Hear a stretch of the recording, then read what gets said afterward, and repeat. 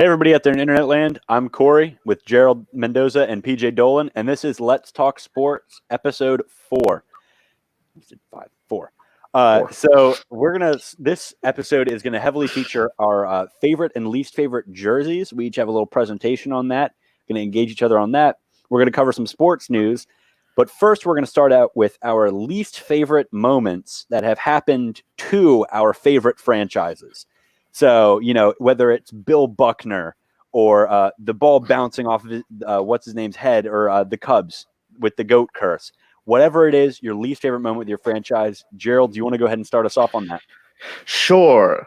2013. It says location Washington, D.C., but really it's in Landover because no, that was Jack Kent Cook's fault. But anyway, FedEx Field, the shithole that it is. That day they were playing the Chiefs, and this was when Alex Smith was still good before he got traded to the Redskins. Was he ever good? Oh, yeah, when he was not on the Redskins. When he was not on the Redskins, yeah. And it was a dreary game. The rain was terrible, and then I think it ended up turning into snow. The fans were booing the Redskins from the start of the game because they deserved it. And the Kansas City Chiefs, by the fourth quarter, were winning 45-10 with like 5 minutes left. And anybody who was still left in the stadium decided to leave while booing as loud as they could.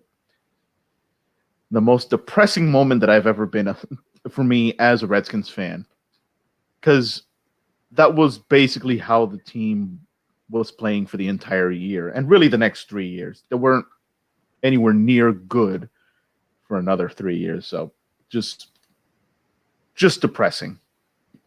In an awful stadium against a good team. Yeah, Dan Snyder needs to sell the team. Sell the team. That is a uniform appreciation between three of our favorite teams in the Redskins, the Knicks, and the Orioles. Is sell the team.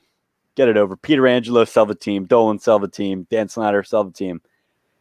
So then my least favorite sports moments, one of them happened to my very dear Washington Wizards, represent, but it didn't happen in a game.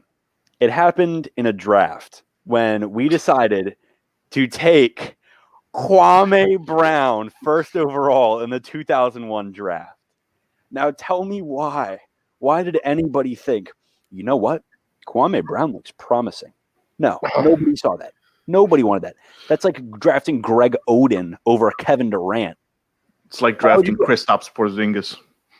Well, KP is good. KP was good. KP well, we didn't know that. Well, we didn't know that. He's good before the month of February. Right. Yeah. But my secondary least favorite sports moment that happened to one of my favorite teams was against the Orioles. And this was last season against the Blue Jays. It was a home game. And my father and I got foul balls from Bo Bichette, from Vlad Guerrero Jr., and from one of the other young guys. And we got 3 foul balls because I swear to you, there were only 5,000 fans in attendance at that game in a division matchup. The Orioles were leading. I don't have the scoreboard or the box score up in front of me, but I want to say we were leading 7-2 going into the 8th, or 8-2 going into the 8th. We gave up all of those runs to the Blue Jays. They came back and won. And when that happened, my dad was wearing his Orioles jersey and his Orioles hat, and he took off his jersey, turned it inside out and put it on, and took his hat and threw it halfway across the section. And I hope that the cameras captured that moment, because if Baltimore Sun got a picture of that, that would have been the picture-perfect moment to a picture-awful season. All right, go ahead, PJ. I hope this has something to do with the Knicks. All right, so after long consideration, I've witnessed the Deshaun Jackson punt return, but I decided the events on and surrounding the Knicks' last playoff game back in 2013 would definitely take the cake. So, start with some context.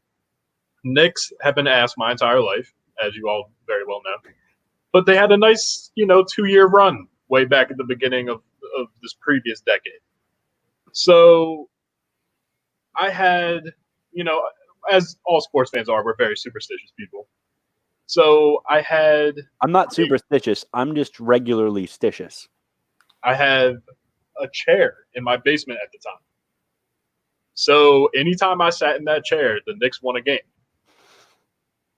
So playoff game time, I was in that chair. Nobody's allowed to nobody else, like, it's sacred. So the Knicks are up. The Knicks win game 5 against the Pacers. And watching game 5 with me is my dear friend Corey, who proceeds, while I'm not looking, to sit in my chair. So now I know that the chair is ruined and all hope is lost. And sure enough, the next game, Carmelo Anthony decides he's going to try to dunk on Roy Hibbert, who is the most trash basketball player I've ever seen in my entire life. But You didn't watch Kwame Brown. For one play against the Knicks, Roy Hibbert decides he's Hakeem Olajuwon, swats the Knicks' playoff hopes. Like, we were so good. We were so good that year. So close. We would have beaten the Heat too. I'll die on that hill. We would have beaten the Heat in the Eastern Conference Finals. But Would you Roy beat the Heat Hibbert next? had his plans. Would you have won that finals? Oh, absolutely. Who did they end up playing? With the Knicks, I don't even care if the Knicks win the finals. I just want them to win the Eastern Conference. That's like I could die happy just seeing the finals logo. You just want you want a banner. You want some kind of banner. I need something, yeah. You know, how soon do you think it's going to be before the Knicks and Dolan decide to just say, you know what? We're putting up a banner, 9th seed in the East. And they're like, that's the best we've been. I have my most prized Knicks possession at the moment is probably the hat celebrating our 2012-2013 Atlantic Division championship. And it's about 2 sizes too small for me now because I was in middle school the last time the Knicks went to the playoffs. Oh my gosh. All right. Well, that wraps up our least favorite sports moments. And now we're going to move on to the news real quick. So the news has opened up and MLB owners came to a conclusion for a proposition to start the season up as early as, I believe it was June, Gerald, or was it July? I believe it was July. So, the Independence Day kind of thing. Right. And it was July around, I think, the 1st. And they would, in this agreement, they would scrap or actually add on the designated hitter to the National League teams, even though they would split divisions aside from National League and American League because of stadium restrictions. So my personal thoughts on adding a designated hitter is I think the designated hitter is the worst thing to happen to baseball. I think the DH, if you play baseball, you need to play baseball. You play a position or you don't play baseball. And a hitter, if you pitch, or a pitcher, if you have to pitch, you also have to hit. So this hurts the National League teams more than it helps the American League. Because if an NL team goes to an AL ballpark in the World Series, then as we all know, then they have to use a designated hitter. But if an AL team goes to an NL field, whether it's during the season or for World Series, they don't get a designated hitter. But now this makes it so each NL team, which didn't allot a roster spot for a committed designated hitter, is now left behind because all the good people who can hit are scooped out, and the good people who could have been scooped out were taken by the American League. So what do you guys think on the season starting and on that designated hitter implementation? Well, season starting is the same thing that we've always said. At this point, we'll take anything. Yeah, I think fans. Right. I think the thing is, they're not going to have any fans in the stadiums either, but they're just going to be like protective of the staff and the players and coaches and everything, and they're going to try to make sure they all get tested when like almost every single game and whatnot. In terms of the DH, it's just a little bit of bias, I guess, because I've always grown up watching the American League a lot more than anything else. I don't mind the DH. I think it's interesting. I think it's fine for a pitcher to only focus on pitching instead of having to think about hitting, which is, I get it if you want, like, playing baseball is playing baseball, but like imagine Aroldis Chapman swinging a bat. Well, you wouldn't have to. You'd pull him, or you win the game. You don't put him in a position where he has to hit.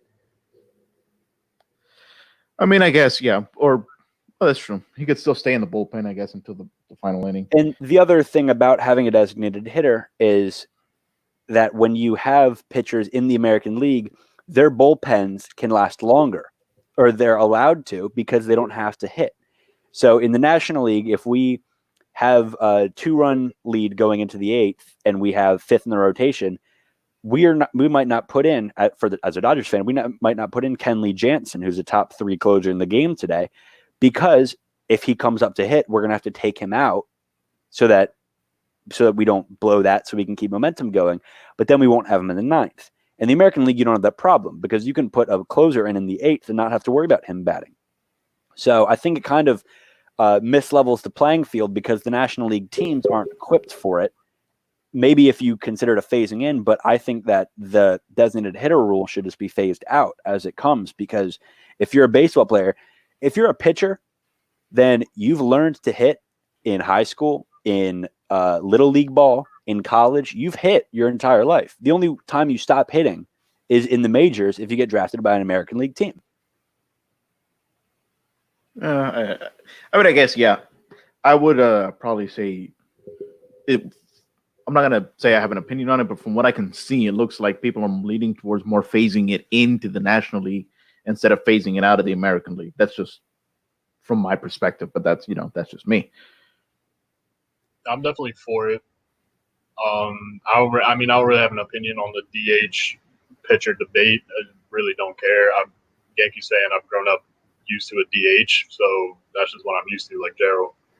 But talking about pulling pitchers early, that reminds me of the rule change where you put in a relief pitcher and they have to stay in to see 3 batters. I think that's the 2 batter minimum.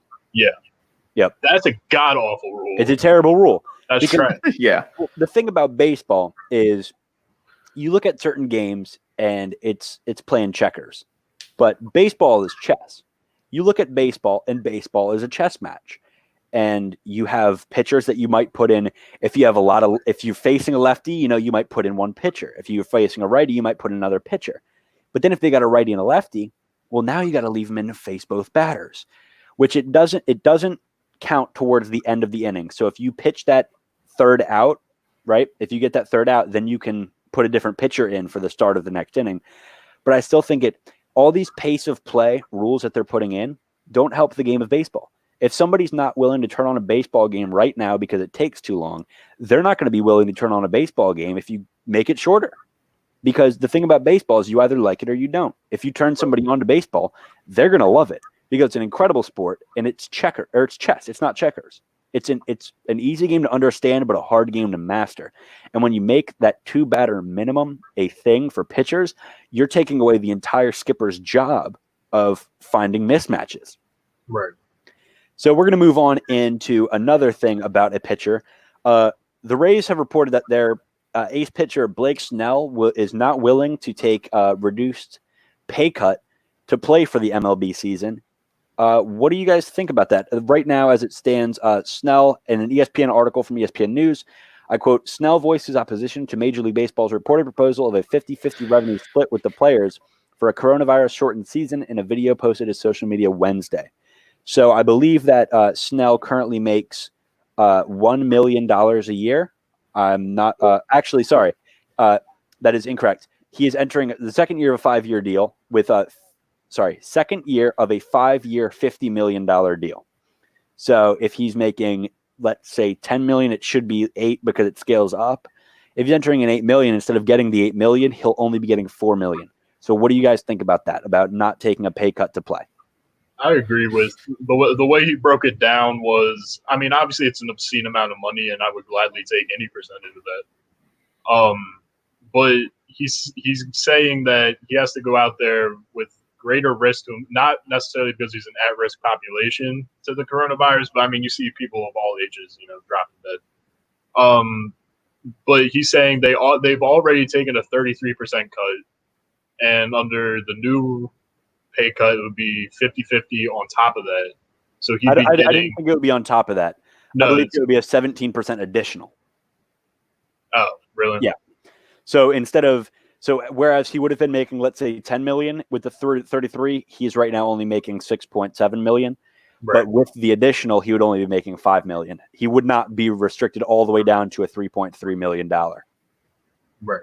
But that kind of changes it. But the way he presented it was he's getting paid like 25% of what he should be getting paid, which I mean is just ridiculous. But I wouldn't. I also like. Yeah, it's a shortened season, but I still think these guys deserve to get paid the full amount because they're still putting. They go out there and risk injury every time they step on the field. I think they should be getting paid the money that they signed up for. Gerald, any thoughts about this? I'm not really sure. I can understand. Again, I can understand this pitcher's point of view. I can understand why he's would not be willing to go for half of his paycheck, even though by a technicality he is only playing half the games. But still, I can understand what his concerns are and also what his perspective is. But I also get that this is something that no one's ever dealt with before, or at least not since 100 years ago. So we're in circumstances have never been exactly what they are right now. So this is, it's just something that everyone's just trying to deal with, trying to, manage, especially right now that they're just trying to play some games. Like, even if it's just for TV because of the TV revenue that comes in and also pays their, is their paycheck basically.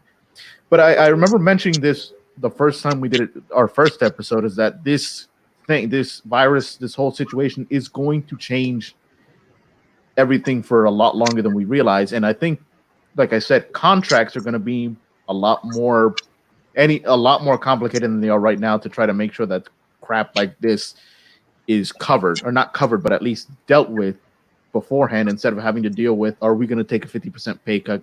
Are we going to play like half a season? Is this going to affect, my years on contract? Is it not? Is this, it's just, this is going to change, contracts for the foreseeable future, I think. And I think it'll be interesting to see how that all plays out in the future when people get new contracts saying, are we going to put in basically a pandemic clause into every single contract or every single agreement that's made between players and the teams? Well, the way I look at this specific with Blake Snell is, I believe as it stands, without playing a single game, currently he is getting paid. I believe that's how it's working out right now with their contracts. But if this season came back, there's no way that they'd reach even 81 games. They wouldn't reach 100. I would believe that they would play half a season, possibly. So if you're playing half a season, you deserve to get paid for half that season. It's no injury risk or anything because you're still only playing half the games. So as that stands, you only risk half of the injury. I think he's entitled to have to play. You're a baseball player, and you're not getting any less money per game because you're not playing the entire season. So I believe that any MLB player who looks to keep themselves respectable should take this cut. I understand that it's a hit to their livelihood, but at the same time, it's not really, because it might affect these, like the lower downs when they're making minimum contracts. But at the same time, they're only playing half the season. So I wouldn't pay if you're an MLB owner. Are you going to want to pay a guy $50 million a year just to play 80 games? It seems ridiculous because you're nearing a mark of making $500,000 every time you step out onto a diamond. So I really think that either he, as somebody who is not in his position at all, I think that there should be some reconsideration or maybe some adjustment to help the players and the ownership out as well. But I think it's almost foolish to say that you're not willing to pay for a reduced amount, considering you're playing a reduced amount of games.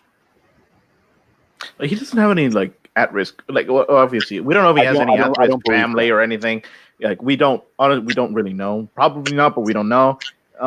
His quote is, so he said, "Y'all got to understand, man. For me to take a pay cut, it's not happening because the risk is through the roof. It's a shorter season. Let's play. No, I got to get my money. I'm not playing unless I get mine. Okay." And that's just the way it is for me. I'm sorry you guys think differently, but the risk is way the hell higher, and the amount of money I'm making is way lower. Why would I think about doing that? Now, I guess he also did say, "You're good." Oh, I guess his thought on the risk being higher is the risk for the coronavirus and not risk for injury, and that is semi-understandable. But if we're doing this in a huge, if we're doing this on a major league scale, then you need to follow your contract. If your contract is written for 1 year, this much money, and you're not paying, it's one season, right? That's in the contract. It's one season. That's normally how it's written out. If you retire, it's not 1 year. If you retire in the middle of your contract, you don't get any money. So if he's only playing half a year, you get paid half a year. And if that's how everything is working, I don't see a reason why he should be, any special. It would be different even if he were a Mike Trout, even though it shouldn't be different, but it's different because he's not producing MLB viewership. If the Rays were to kick out Blake Snell, then there wouldn't be a huge drop in anything except for the Rays win-loss record. But going back to Mike Trout also, you got to remember, doesn't he have like a wife who didn't his wife give birth, or she's about to give birth to like a child? Not sure. Now, I thought that was going to happen. Trout, Garrett Cole. Garrett Cole. For sure. Yeah. But I think part of Blake Snell's thing was the fact that they're going to have to be isolated the entire time too. Like once they get there, they cannot leave, and if they do leave, then they're not going to play anyway. I get that, but he didn't mention it, so it's obviously, at least in this instance, it's not clear that that's a priority to him. He made it clear that the priority is him getting paid what is on his contract. Well, then I think honestly, if it's not a priority for him to play, then he should not play. And if he doesn't want to play, then the Rays should be 100% free to release him if they choose without. Not what I meant. What I meant was like not a priority to him, as in safety of those around him is not the priority. The priority for him, the reason he's not playing is because of just like money. Yeah, just 100. Yeah. He seemed to make it 100% about the money, and that's all. That's the only thing that he mentioned. So well, and again, I think that this should be how it stands. If a player is not comfortable with making the amount of money for a half a season, I believe that the team is entitled to drop you off of their roster without suffering any penalty for it. If they owe you, still, he's on the second year, they probably owe him $30 million more. If they just cut that and they say, no, you're a free agent now, they shouldn't have to pay the rest of his contract. If you choose not to play, you choose not to play. Yeah, that's right. That's true. So we're going to run into something a little less controversial, but I'm sure that we can find something in it. Just came in from arrest warrants have been issued in South Florida for a New York Giants cornerback DeAndre Baker and Seahawks cornerback Quentin Dunbar in an armed robbery investigation. So we've got our resident Giants fan here. Can you tell us a little something about this? So, hold on. See, I've been checking Twitter here and there trying to get updates. Just because, this is just chaos. But anyway. I've got one thing that I can say about this, and it seems that they can't stop themselves from getting a shot because, as you said in the pre-show, this is the guy who had gotten shot last year, correct? Right. I think his friend died, so, right. All the way against them, but, Well, it's that Plaxico Burress and Jason Pierre-Paul belong off their hands. It just seems like something there might not be all the way right. All right, so an arrest warrant is out for Giants cornerback DeAndre Baker and Seahawks former Redskin Quentin Dunbar, charged with 4 counts of armed robbery and with a firearm and 4 counts. Four. So they did it multiple times. 4 times. And aggravatedly assaulted or whatever. That's holding up somebody at gunpoint. Charges stem from an incident that occurred on May 13th. So not only, so May 13th is yesterday. So not only are you an NFL player who's already been shot, doing all this, getting paid to do all this shit, but you do it in the middle of a pandemic. Who the hell are you holding up in a pandemic? Nobody has any money because nobody's working. There's a lot going on. I'm tired. You want me to read? I want to put this out there that according to Sportrack.com, DeAndre Baker is currently on a 4-year, $10.5 million deal with a $5,600,000 signing bonus. So what is he aching so hard for that he has already pissed away $5.5 million? Crack, probably. It's 4 people. 4 different times. 4 different people on the same day? 4 separate people. No. I think. Hold on. I've got to think that there's something else involved. If I'm reading correctly on this ABC7, which is I think ABC7 local New York affiliate website, it happened at a party. So technically, there's 4 people there, so it counts as 4 counts. but it all took place Still at four one separate people. situation. I thought he was running like one of those like Bank heist heist, situations, yeah. like, Yeah, you thought it was the you go thought he kill was, all the targets. you thought he was but this isn't knocking just on 4 neighbors' counts doors. of aggravated assault. This isn't just holding 4 people at gunpoint. This is armed robbery. So he took something from each of these 4 people. I mean, hey, he could have said, "Hey, empty your wallets at gunpoint," and said, "If you don't." And I'll what shoot did you." you do with that $4.5 Why do you million need them to signing empty their bonus? wallets? You are getting paid $15 million. I don't know what happens to athletes when they get money. A lot of them do drugs. A lot of them do gambling. A lot of them do they get into Well, the debt. first thing that's not on the top of my mind is fucking holding people up at gunpoint. That's not. Well- That's not at the top of my mind of what people do when No. they get a big contract. That's not Me on the neith- top of my mind now, and I don't Me have a neither, job. but this Right. me neither. But this guy has already been in trouble before, hasn't he? Yeah, No, and you got well, shot. Yeah, So yeah. you think you have learned? I that don't know. You shouldn't. Dog, I don't know, but Right. if I have to deal with one more, It's the Knicks, it's just like incompetency. But with the Giants, like Corey said, everybody's just getting blown up or shot. One the, year where something doesn't happen to one of my teams, that's like a national news story. the what is it? The Giants have made a statement real quick. It says, "We are aware of the situation. We have been in contact with DeAndre. We have no further comment at this time." Yeah, Giants. that's a wise business decision. Yeah. Right? Just don't make any comments.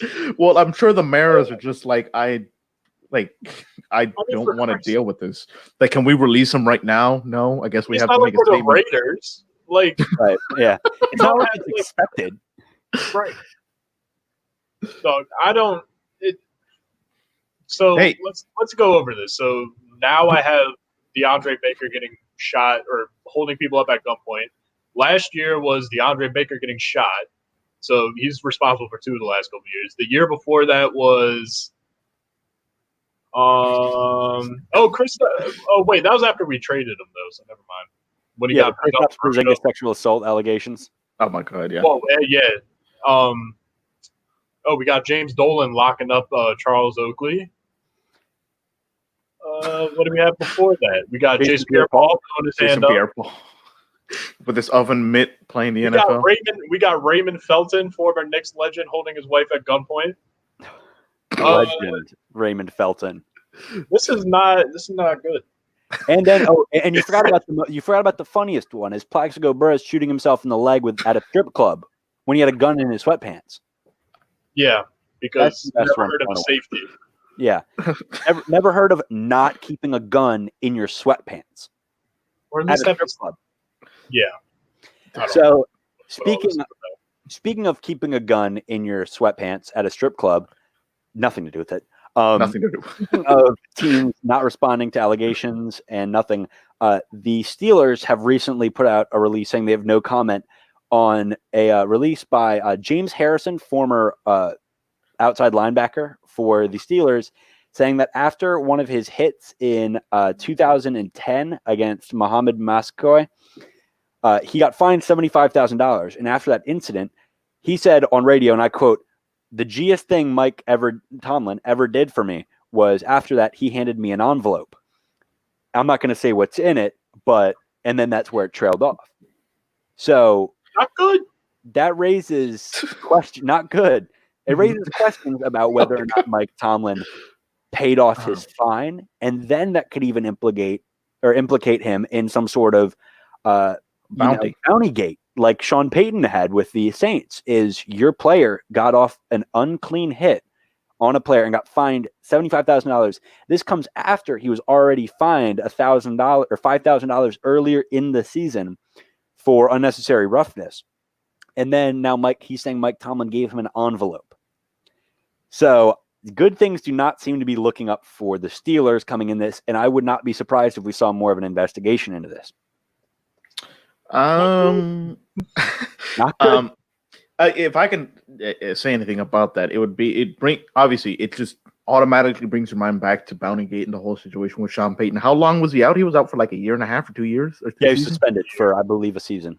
Suspended for a season. But what did that do? Because everyone still looks fondly upon Sean Payton as one of the best coaches in the NFL right now. And it might be that he is, but it's like no one ever mentions it. It's just like a footnote. So The black mark against his career is everybody know. thinks the biggest scandals of the last 15 years in NFL, and you think about Deflategate, not a scandal, by the way. There's 3 guys who touch a football in any play ever, and it's the center, the quarterback, and then the ref. So if a ref can't pick up a ball and feel something's off, there's no cause for any kind of alarm. You look at Spygate, and that was one, and it's all Belichick or it's Sean Payton. I mean, yeah, that makes sense. But okay, so black mark on his career, but he's still, out here doing his thing, and he's pretty good coach, has a good coach, good system, good quarterback, good team, I guess. So let's say he got a chip, yeah, against Peyton Manning. Yeah. I mean, is that really? I mean, all due respect to Peyton, but in the postseason, I'd rather have a box of cookies than Peyton Manning as my quarterback. A box of cookies. Is that what you call Eli Manning? I mean, listen, who needs the regular season success when we got 2 chips? The second one Peyton got don't count. It's still a chip. It's still a chip. Still a chip. You could have wheeled my dead body out there, and the Broncos still would have won that Super Bowl. Yeah, you could have had Kyle Bowler as the quarterback and won. No, you could have. No, they should have had Papa John suit up. You could have had. You could have had Trent Dilfer, or he could have had Trent Dilfer as the quarterback for the Broncos and won that Super Bowl. So anyway, wrap up, and then we'll get into our next segment. Right. But okay, so say this is something bounty related. Like say the NFL tries to investigate, and say they come to a conclusion that this was an illegal procedure, and we found out a culture of this coach encouraging people to try to make rougher hits and because the Steelers have had, at least for a while, they've had that mean team they've kind of taken that mean team nickname away from the Raiders and been the mean team in the NFL. So let's say that the NFL concludes that Mike Tomlin had been encouraging that type of culture that was dangerous to the health of other players, especially now in the CTE era when the NFL wants to be, or at least wants to look like they're caring about the mental health of players in the future. What do you think they would do? Would they do the same thing and suspend him for a season? Slap with a 1-year fine slap him with a 1-year suspension and give him a large fine. Same thing to do with Sean Payton. No player involvement. Slap him with a 1-year suspension. Well, that could be same crime, same punishment. Do you think the NFL would be willing to do more? Not to say that I think they should do more, but do you think they would be willing to do more? Like, I don't know. The most extreme thing they could do is ban him. They wouldn't ban him for that. The NFL has a terrible track record of banning teams or banning coaches and players for their actions. It all rests on the franchise themselves. And if Steelers ownership decides that they don't want him to be a part, they're going to release him. And if they release him after that, I see a hard chance that he gets hired by somebody else. But honestly, I think that the way to go, if it comes up with something else, would be slap him with your suspension and call it at that. The NFL is not big on kicking players out of the league permanently. That's true, yeah. Except for even Myles Garrett hits a man in the head with his own helmet, doesn't get banned from the league, indefinitely suspended. And now he's back, I guess. I forgot about that. So this is going to bring us into our next segment where we discuss the prime time. We go into the best jerseys and, for some of us, the worst jerseys in professional sports. That's right. So I'm going to go ahead and start off with this presentation. Let me know when I'm good, Gerald. All right. Give me just 1 second. Let me make sure everything's up. You got one faces on here or no? You can put some faces on there. That works. Yeah, this works fine. All right. So this is cool. This is my definitive list of the very best professional uniforms. And by definitive, I meant that I made this up today based on my absolute favorites. That's fair enough. All right. So first of all, we're going to start off with professional football. Very key. Football. The number 5th best jersey, in my opinion, in jersey sets are the number Packers 5th jerseys. The number 5th, the classic Packers jerseys. It's just iconic. You look at that green, you look at that yellow, and the Brett Favre smiling. Dude, one of the GOATs. Personally, hate the color combination. Love it. It's the cheeseheads, man. I mean, it works for them. It's iconic. I remember one thing. This is when Reebok still did the uniforms, right? Yep, it was. Yeah, when Nike took over, I remember the Green Bay Packers, the organization. They said, "You change nothing but the logo. Yep. when you make our jerseys. They didn't want their material changed, but they still did because all the jerseys are now made out of, I believe they're made of like felt or something instead of it's a different synthetic substance aside from the plastic that they used to run on it. Right. All right. Either way. So now the number 4th is, I said professional. We're going with the Philadelphia Soul. Arena Football League, Phillies team, beautiful unis. Their alternates are a nice white with blue on top, and that logo on the helmet with the matte black is excellent. It stands out like nothing else, and that's the reason why they were back-to-back Arena Football League champions in 16-17. Now on number 3, Buffalo Bills. Josh Allen, got to respect it. Look, the Patriots have nice red and blue unis, but the trim today doesn't work as well as the Bills do it. I can't think of a different team that has better little trim working in with their main color than the Buffalo Bills. I was about to say, from a design standpoint, trim work makes or breaks the uniform, makes or breaks any look at all. Because welcome to, I think we'll talk about at some point the Chargers uniforms. And before this new generation of uniforms, their old trim work used to be god awful. It was It used to be an eyesore. Yeah, it was garbage. So new trim work makes all the difference. It shines here with the Bills because the little red on top of the white stripes. It's not overused. They don't put the red everywhere on the jersey. They just put it over the white, and it comes across beautifully. Now we've got the second best. And I put it back to a little something. We got the Philadelphia Eagles. Got the Kelly Greens. Yep. Yeah. I mean, it doesn't get better than that, shout out Randall Cunningham. You got the wings on the front and they go to the side. Dude, it's just beautiful unis. Whenever you see that, you think 1980s, 1990s football. That's all I'm saying. PJ's having rerun flashbacks of having to watch the Miracle at the Meadowlands again. Then I believe this is my number 1. Or no, this might be my number 2. Yep, number 2. Tom Brady. Shout out Tom Brady, the GOAT. With the old, they do now the throwback Patriots. I couldn't find a good picture of the old ones, but I like their throwback uniforms better than I like their old ones. No frills, nothing down the sides, just the shoulder pads and the helmet. That's all you need. With the little 3-point stance. They're bringing that back this year as their permanent uniform. And now, oh yeah, they are. Here, I got another one. I think this might be number 1. Number 1. Yes, sir. The best. There you go. Best uniform in football. Buccaneer Bruce atop that nice, beautiful creamsicle. Their pewters aren't bad either. The new ones don't look terrible, but this is Tampa Bay Buccaneers, man. Yeah, I look at this and I think, I think of the greats. 0-26. What an iconic franchise, the Pirate Ship Stadium and what did we do to deserve the Tampa Bay Buccaneers? Dude, all that I'm going to say is that the Tampa Bay Buccaneers have graced us with the likes of Warren Sapp, Derek Brooks, Rondé Barber, excellent players. They got what's his name? Cadillac Williams, excellent running back. They ended up getting John Gruden his chip. John Gruden. Yep. Dude, anybody who can get John Gruden a championship is a champion in my book. Yeah. You know it's a good uniform when they give it a nickname, and nothing speaks more truth to this uniform than it being called the Creamsicles. Creamsicle. Yep. All right. Now we're going to move on to Major League Baseball. And I believe I only have 5 on this. I think for the last one I had 6. Here we go. Miami Marlins. Love the jerseys. Love it all. You cannot mess up orange and black. You can't mess up orange and black. Right. You can't. It just works. I mean, it's great. Like from the redesign from being the Florida Marlins with the weird wonky logo to this beautiful thing that they came out with in the early 2010s. It's just excellent. Whether it's orange, whether it's the white on orange or the white on black with the orange and blue trim, it kind of reminds me of those like Miami Heat, the blue and pink jerseys, which are by far my favorite jerseys in the NBA, although I don't have a section for that. They're excellent. Miami did it right. Next up, New York Yankees.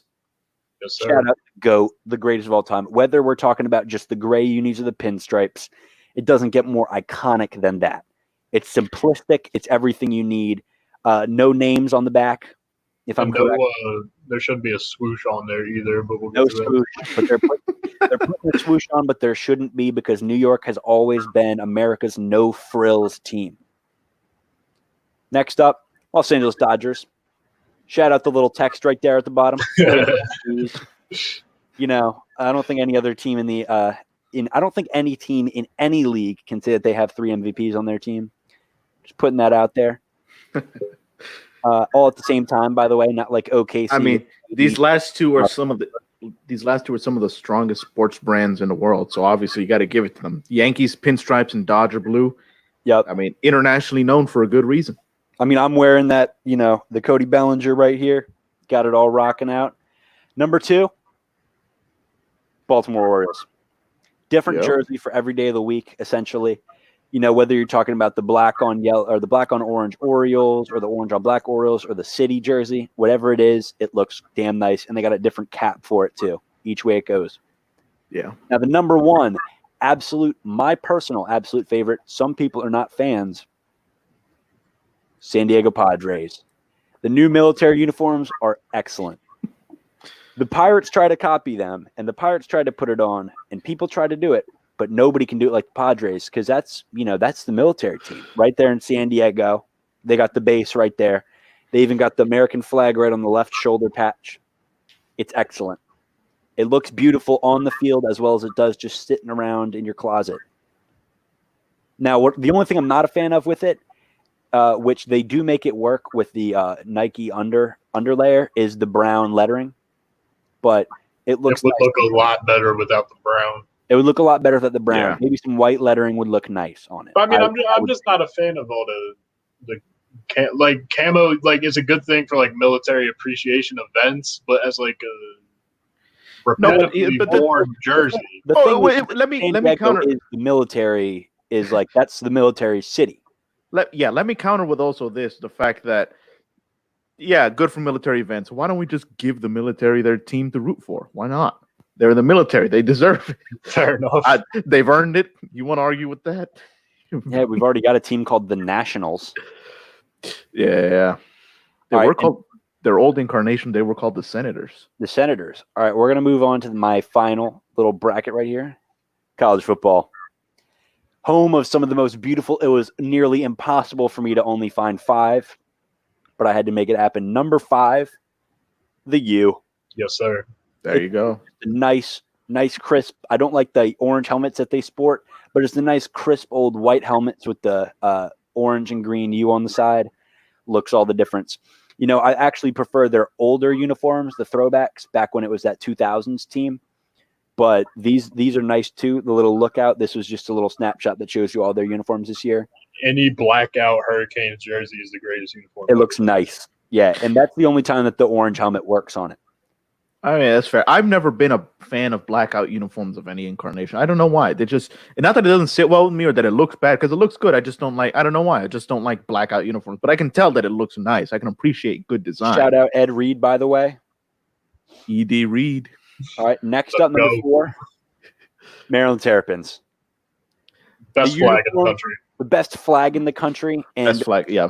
They make trim work beautiful on this jersey. Instead of just putting in white or yellow, they just said, screw it, we're going to put the whole damn flag on the uniform. Well, because it's like they said, it's a virtue of having the best state flag in the entire union. The only issue that I have is with that picture on the right with their helmets, is that the flag, when you look at it from either side, it looks like 2 different helmets. Right. Because it's the yellow and black on one side of the helmet and then the red and white on the other side. They should have switched either the shoulder pads or the helmet. Well, hold on. Well, if you look at the one on the left, then you can see that it has the all red. 4. And it has all 4, all on, or 2 of them on each side of the different colors. Yeah, no, but if you look at real quick, if the other one, if you just switch either the helmet or the other one, it would still work because it's still 4. It would just be right. Well, like one print on. Yeah. Their right shoulder looks like they might as well be Iowa, and their left shoulder looks like they might be Wisconsin or Ohio, or not Ohio State because they got the iconic helmets. But it looks like it could be any different team. Right. Whereas the one on the left is the most beautiful, and I had to point that one out at first and then put that in there just to show why they're not number 1. Now, my favorite uniform that Maryland has, I think, Gerald, I might have had this jersey back in high school. I definitely did. Oh, the Fort McHenry? Yeah, the independent. Now, I don't know if you can find a picture of that at some point to show later, but that's one of my favorite Maryland uniforms. So we got the next up on here. Had to put it out here. Classic. Classic. No names on the back, nothing The on GOAT. the helmet. Just a blue stripe down the center and a white helmet. First The of all, the GOAT, Saquon Barkley, got snubbed of the Heisman, lost it to Baker Mayfield. Come on, man.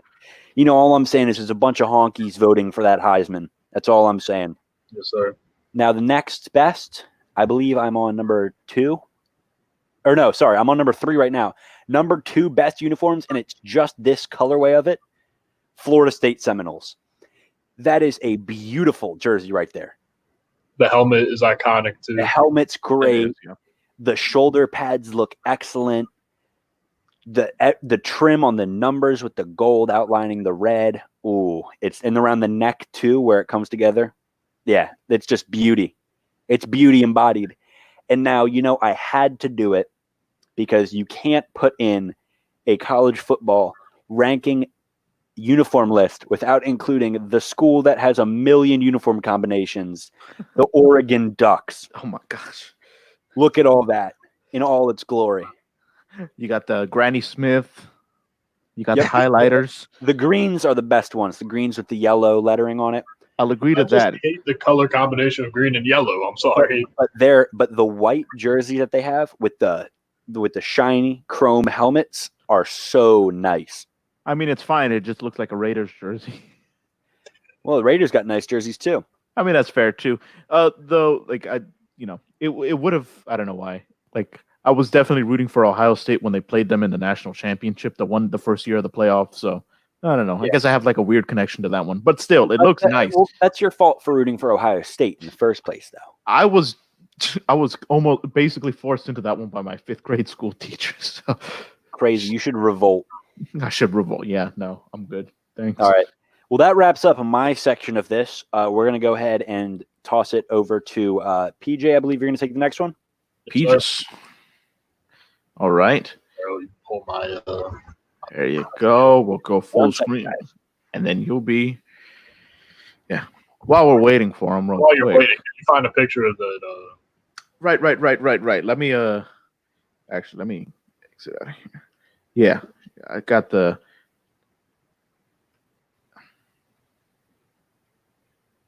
there we go. Yes. I mean, hey, it's a nice looking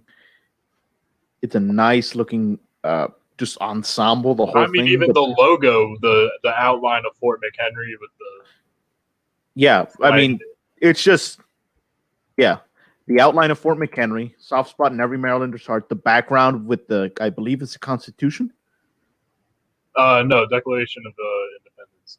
Declaration of the Independence. But Yeah. whatever that thing is. Miss McCauley would be so disappointed.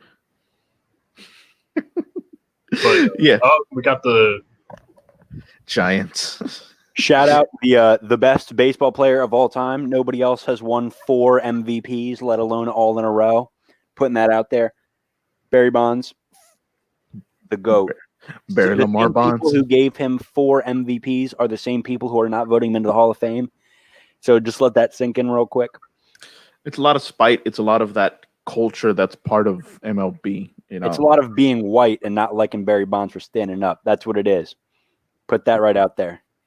All right, that's fair. But yeah, these are Fort McHenry. Oh, unis. those are nice. I like those. Declaration of Independence on the shoulder pads. Yep. Yeah, that's a good look. I mean, even just the colors work. Yeah. Just those colors are perfect. Yeah, that's not a bad look right there. I like the helmet more than I like anything else on that jersey, though. That's true. Yeah, I mean, it works. It just Does works. it have the Maryland logo on the left side of the helmet? I don't believe so. no, it's just the outline of Fort McHenry. With the, Oh, okay. all That right. almost seems like against NCAA rules to not like. Well, never mind, because there's teams that don't have. Penn State doesn't have a logo. All right, never mind then. Yeah, but All right. anyway, that's pretty good. So this one's gonna be a little. I got real in depth with this because me and Gerald had many passionate debates back in the day over this, so I came ready. This was one of the first. Oh, This was one of I the just wanna- first things we ever did that made us think we could actually do a podcast. I also want to put this out there that MLB Sports or MLB.com took a fan poll on Twitter, and apparently everybody in America came to the conclusion that I believe it was Atlanta Braves have the best uniform. No, it was the MLB on Fox account on Twitter. Yeah, they polled users anonymously and got that the Atlanta Braves have the best uniform in baseball. And I'm going to take a guess and say that none of us have the Atlanta Braves anywhere near our favorite jerseys. So whatever that poll MLB is, on Fox are the same assholes that are employing Joe Buck, so I will take anything that they say With a grain of salt. Yep. Oh, God, All right, so Joe Buck and Tim McCarver are the two worst baseball sportscasters. It might just be the worst sportscasters. Let's get it going. Yeah. Anyway, Jersey Well, episode. Booger McFarlane is there. Oh yeah, that's pretty bad. Booger Mobile. All right, so breakdown doing the 4 major leagues. For each league, we'll have top 5 throwbacks and top 5 current uniforms, which includes designs. We're going to get into the Chargers in a bit. I'd like to change my worst uniform for NFL following the release of the Rams 2 uniforms, but we can address that when that time comes. And then for each sport, I'll be doing my favorite uniform for each of my favorite teams. And with NHL, I added in an additional category of the top 5 Winter Classic jerseys. All right, so we can get it going, Joe. All right, number 5 So, throwback. Number 5 throwback uniform. We have the Houston Oilers. It is impossible to mess up anything with that shade of blue on it, especially as a football uniform. It's just magnificent. The logo's a classic. The helmet's a classic. Just the whole thing's so beautiful. I love every part of it. All right. Number 4, we got the Creamsicles. It's too low. Yeah. Too low. Upon second thought, I think Upon it's a further little review, low. But it's just like I'm going to say it again. What did we do to deserve the Tampa Bay Buccaneers? What an iconic franchise. So Gerald will go number 3. Number 3, we got the Patriots. The old throwbacks. As much as I stance. despise the Patriots, the helmet. I mean, that logo is so beautiful. Such an amazing football logo. And then you got the color combination. Red jersey, Giants red jerseys were not a fan, but red jerseys are usually pretty good. And also that logo is almost as good as Buccaneer Bruce. Almost. Buccaneer Bruce is on his own plane of existence. And they've got a pirate ship in their stadium. Exactly. How Dude, many times do I need to say? The Patriots have a lighthouse, but they don't have a pirate ship. Exactly. Like, End of debate. I honestly, by the time we get to, and also the Buccaneers have Tom Brady and the Patriots don't. So right. There we go. After a couple episodes of this podcast, I'm starting to realize I have a real soft spot in my heart for the Tampa Bay Buccaneers. Dude, all I'm saying is everybody in the world should have a soft spot in their heart for the Tampa Bay Buccaneers. Absolutely. All right, number 2, we have Yes. Kelly Green Eagles uniforms. I hate the Eagles. I despise them, but I can appreciate greatness when I see it. And I hate the Giants, but that helmet is so beautiful. Just with the wings, I wish that the Eagles would make this their regular uniform again. Yep. Number 1. I don't dig their new logo either. Yeah, me neither.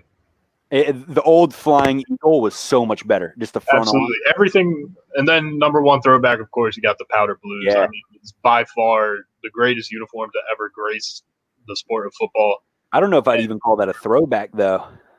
Well, I mean, I was having a hard time defining throwback. Yeah. When making this, it was like, are we counting throwback uniforms like right now, or like old primary uniforms? Like it was getting a little crazy, but I mean, it's the powder blues. What do you want me to say? They speak for themselves. Powder blues. Melvin Gordon in a powder blue looks nice. LaDainian Tomlinson, powder blue. Nothing better than seeing that with the blacked out. Yep, visor, face mask. Yes, sir. Yeah. All right. So we go to the next slide, Joe. Whenever you get the chance. Current, I have the Saints Color Rush uniforms. I have a soft spot in my heart for gold, black, and white for some reason. That like a champagne, What like are you, some Vegas kind of gold. Pittsburgh fan? No, but just Yeah. something about that color combination gets me. And I've always, anytime I'm making a team back in the glory days when you could design your own uniforms on Madden. But like on 2K or whatever, any team I have has that color scheme. And the Color Rush uniform really brings the best out of its potential. So we'll go number 4 for current. We have the Cincinnati Bengals Color Rush uniforms. Yep. The just enough orange to, Still be the Bengals. still be the Bengals, but Right. that black and white. I believe the numbers are trimmed in orange too. Yeah. It's. I mean, that's a clean uniform right there. All right, we'll go number 3. The Ravens all black uniforms, heavily slept on. There's just something menacing. You telling me? I mean, back in the good old days, you got Ray Lewis lining up alongside you wearing all black. That's. I mean, Yeah, terrifying. I don't think that those are the best even Ravens jerseys though. Is I think the purples when they would just do the purple power hour with the black helmets and the yeah, black that means that's nice. that That's, looks a lot. At least to me, yeah, it looks a little more and I don't nice like. and I distinct. personally don't like the numbering on the new Ravens jerseys. They changed it up a little bit and made it more like ovular and less like angled. Right. So Yeah. I think it like whenever you have an angled jersey, that looks intimidating. Like I'm talking about like even like with the Yankees, like that's like scary shit. Like you walk up and you Right. see, yeah, like not to mess with them. But yeah, I don't know about the Ravens' new jerseys, not even the blackouts. I mean, Oh, that- and I just got a text from my dad, who's a big Buccaneers fan, and he also wanted me to mention that not only does Raymond James Stadium have a pirate ship, they also have functioning cannons too. Exactly. there you go. The Ray J Patriots have their Stadium. militia, but they have cannons. What? They have cannons. You know, UMD has a cannon though, right? Yeah, but do you have a pirate They ship? don't have for a pirate ship. And Right. UMD has one of the worst stadiums in the big, probably the worst stadium in the Big Ten. At least we didn't have the worst mascot in college football. Oh, Stanford. I would argue they have the best mascot. Yeah, no. literally, I'm talking about like team name, like Illini Oh yeah, just somebody Oh, from boy. Illinois.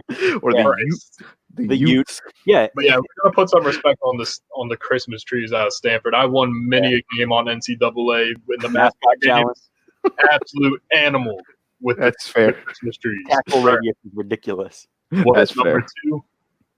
2? Number 2. We have the Steelers black and yellow uniforms. Oh, you don't have the Bumblebee on there? That is the Bumblebees, man. Well, not No, the I old mean- one. Nah, No, yeah. the old Bumblebees. No, they're terrible. There's two color combinations that are absolutely impossible to ruin, and it's black and yellow and black and orange. And the Steelers made it look so beautiful right here. Well, they made it look ugly with the old Bumblebees. Bumblebees. Oh, they were the worst. Well, yeah, I mean that's They- a different story. The And you know, it was a also close, are the it was a same- close contest before the Rams uniforms came out between my worst NFL and between the Bumblebees and my final selection. Well, and you said the hardest thing to ruin is black and orange and black and yellow. However, the Pittsburgh Steelers are infamous for being able to ruin anything. So the Bumblebees, I don't put that past them. Yeah, I mean, that's true. They ruined Mark Sanchez. Mark Well, Sanchez no, ruined himself. Butt fumble. that's all the Jets. That's the Jets. That's the other New Jersey team. But Not they, New York. they There's did go only to one team that plays in New York. they did go to the AFC Championship game 2 years in a row with Mark Sanchez. It wasn't Mark Sanchez, though. Yeah, It wasn't. Yeah. it's the same. It's the same as Peyton's.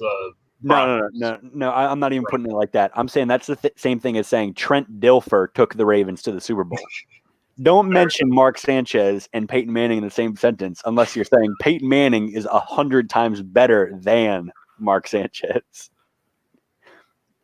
Anyway, All right, so number 1, the Chargers, and I mean every the single blackout uniform jerseys. on here is amazing, but I really want to highlight the one all the way at the end, the all dark blue with that might be the greatest uniform I've ever seen. in the sport of football. That is just, I mean, even the helmet, I'm just realizing now they changed the yellow inside of the logo to that dark blue. Yeah. You So know, that's a color rush I can get behind. I would actually say my favorite one out of all of these is the one second to the left with the old yellow pants and the powder blue jerseys. I was about to say that one looks. Yeah. That That's looks what- I mean, world-class right this is there. I would by say far if you ever could upgrade the Chargers powder blues, that's it right there. right. It's, Yeah. I mean, every uniform in this set is great. It's by It's far excellent. the best uniforms in the NFL. Now, will this lead to the Chargers being a decent team without Philly Rivers? No. But I at mean, least they have nice uniforms. you know But my they got- thoughts on But, Philip Rivers. but they do it looking fly as hell, though. Exactly. That's going to bring in, and especially with the Rams, they're fighting over the LA fan base. The Chargers roll these out, and the Rams roll out whatever the hell they just rolled out. LA is a Chargers Nobody's gonna town. people are going to be Rams fans walking around in Chargers jerseys. Yeah. Just That- because yeah. they look better. I was about to say this might be the one switch that that Dean Spanos needed to claim to be the better franchise in LA. So All right. So I can't remember if I did the worst or my favorite Giants one next. So I think it's the worst, but yeah, absolute worst. Oh, The my mustard God. pants. the one game of the mustard pants was just y'all thought I forgot. You all thought that we Oh, under it the looks rug. like it looks like happened. the problem is the bottom half looks like their pants were stolen by the Steelers, and the Steelers said, "Here, we'll No, charitably it's not give you even a set." like it was taken by the Steelers. It's such an egregious shade of the color yellow. I'm It at a loss. almost makes me think that they they ruined all their pants in the wash, and those were the only ones they had. Like Michael Jordan getting his jersey stolen and having to wear number 12 for a game, and Right. still dropping 50 points. Did the Ravens win this game? I don't know, nor do Oh. I care. They made Well, me watch they a should football still- game. And they should still never wear these again. Not those pants, not with anything, and not ever.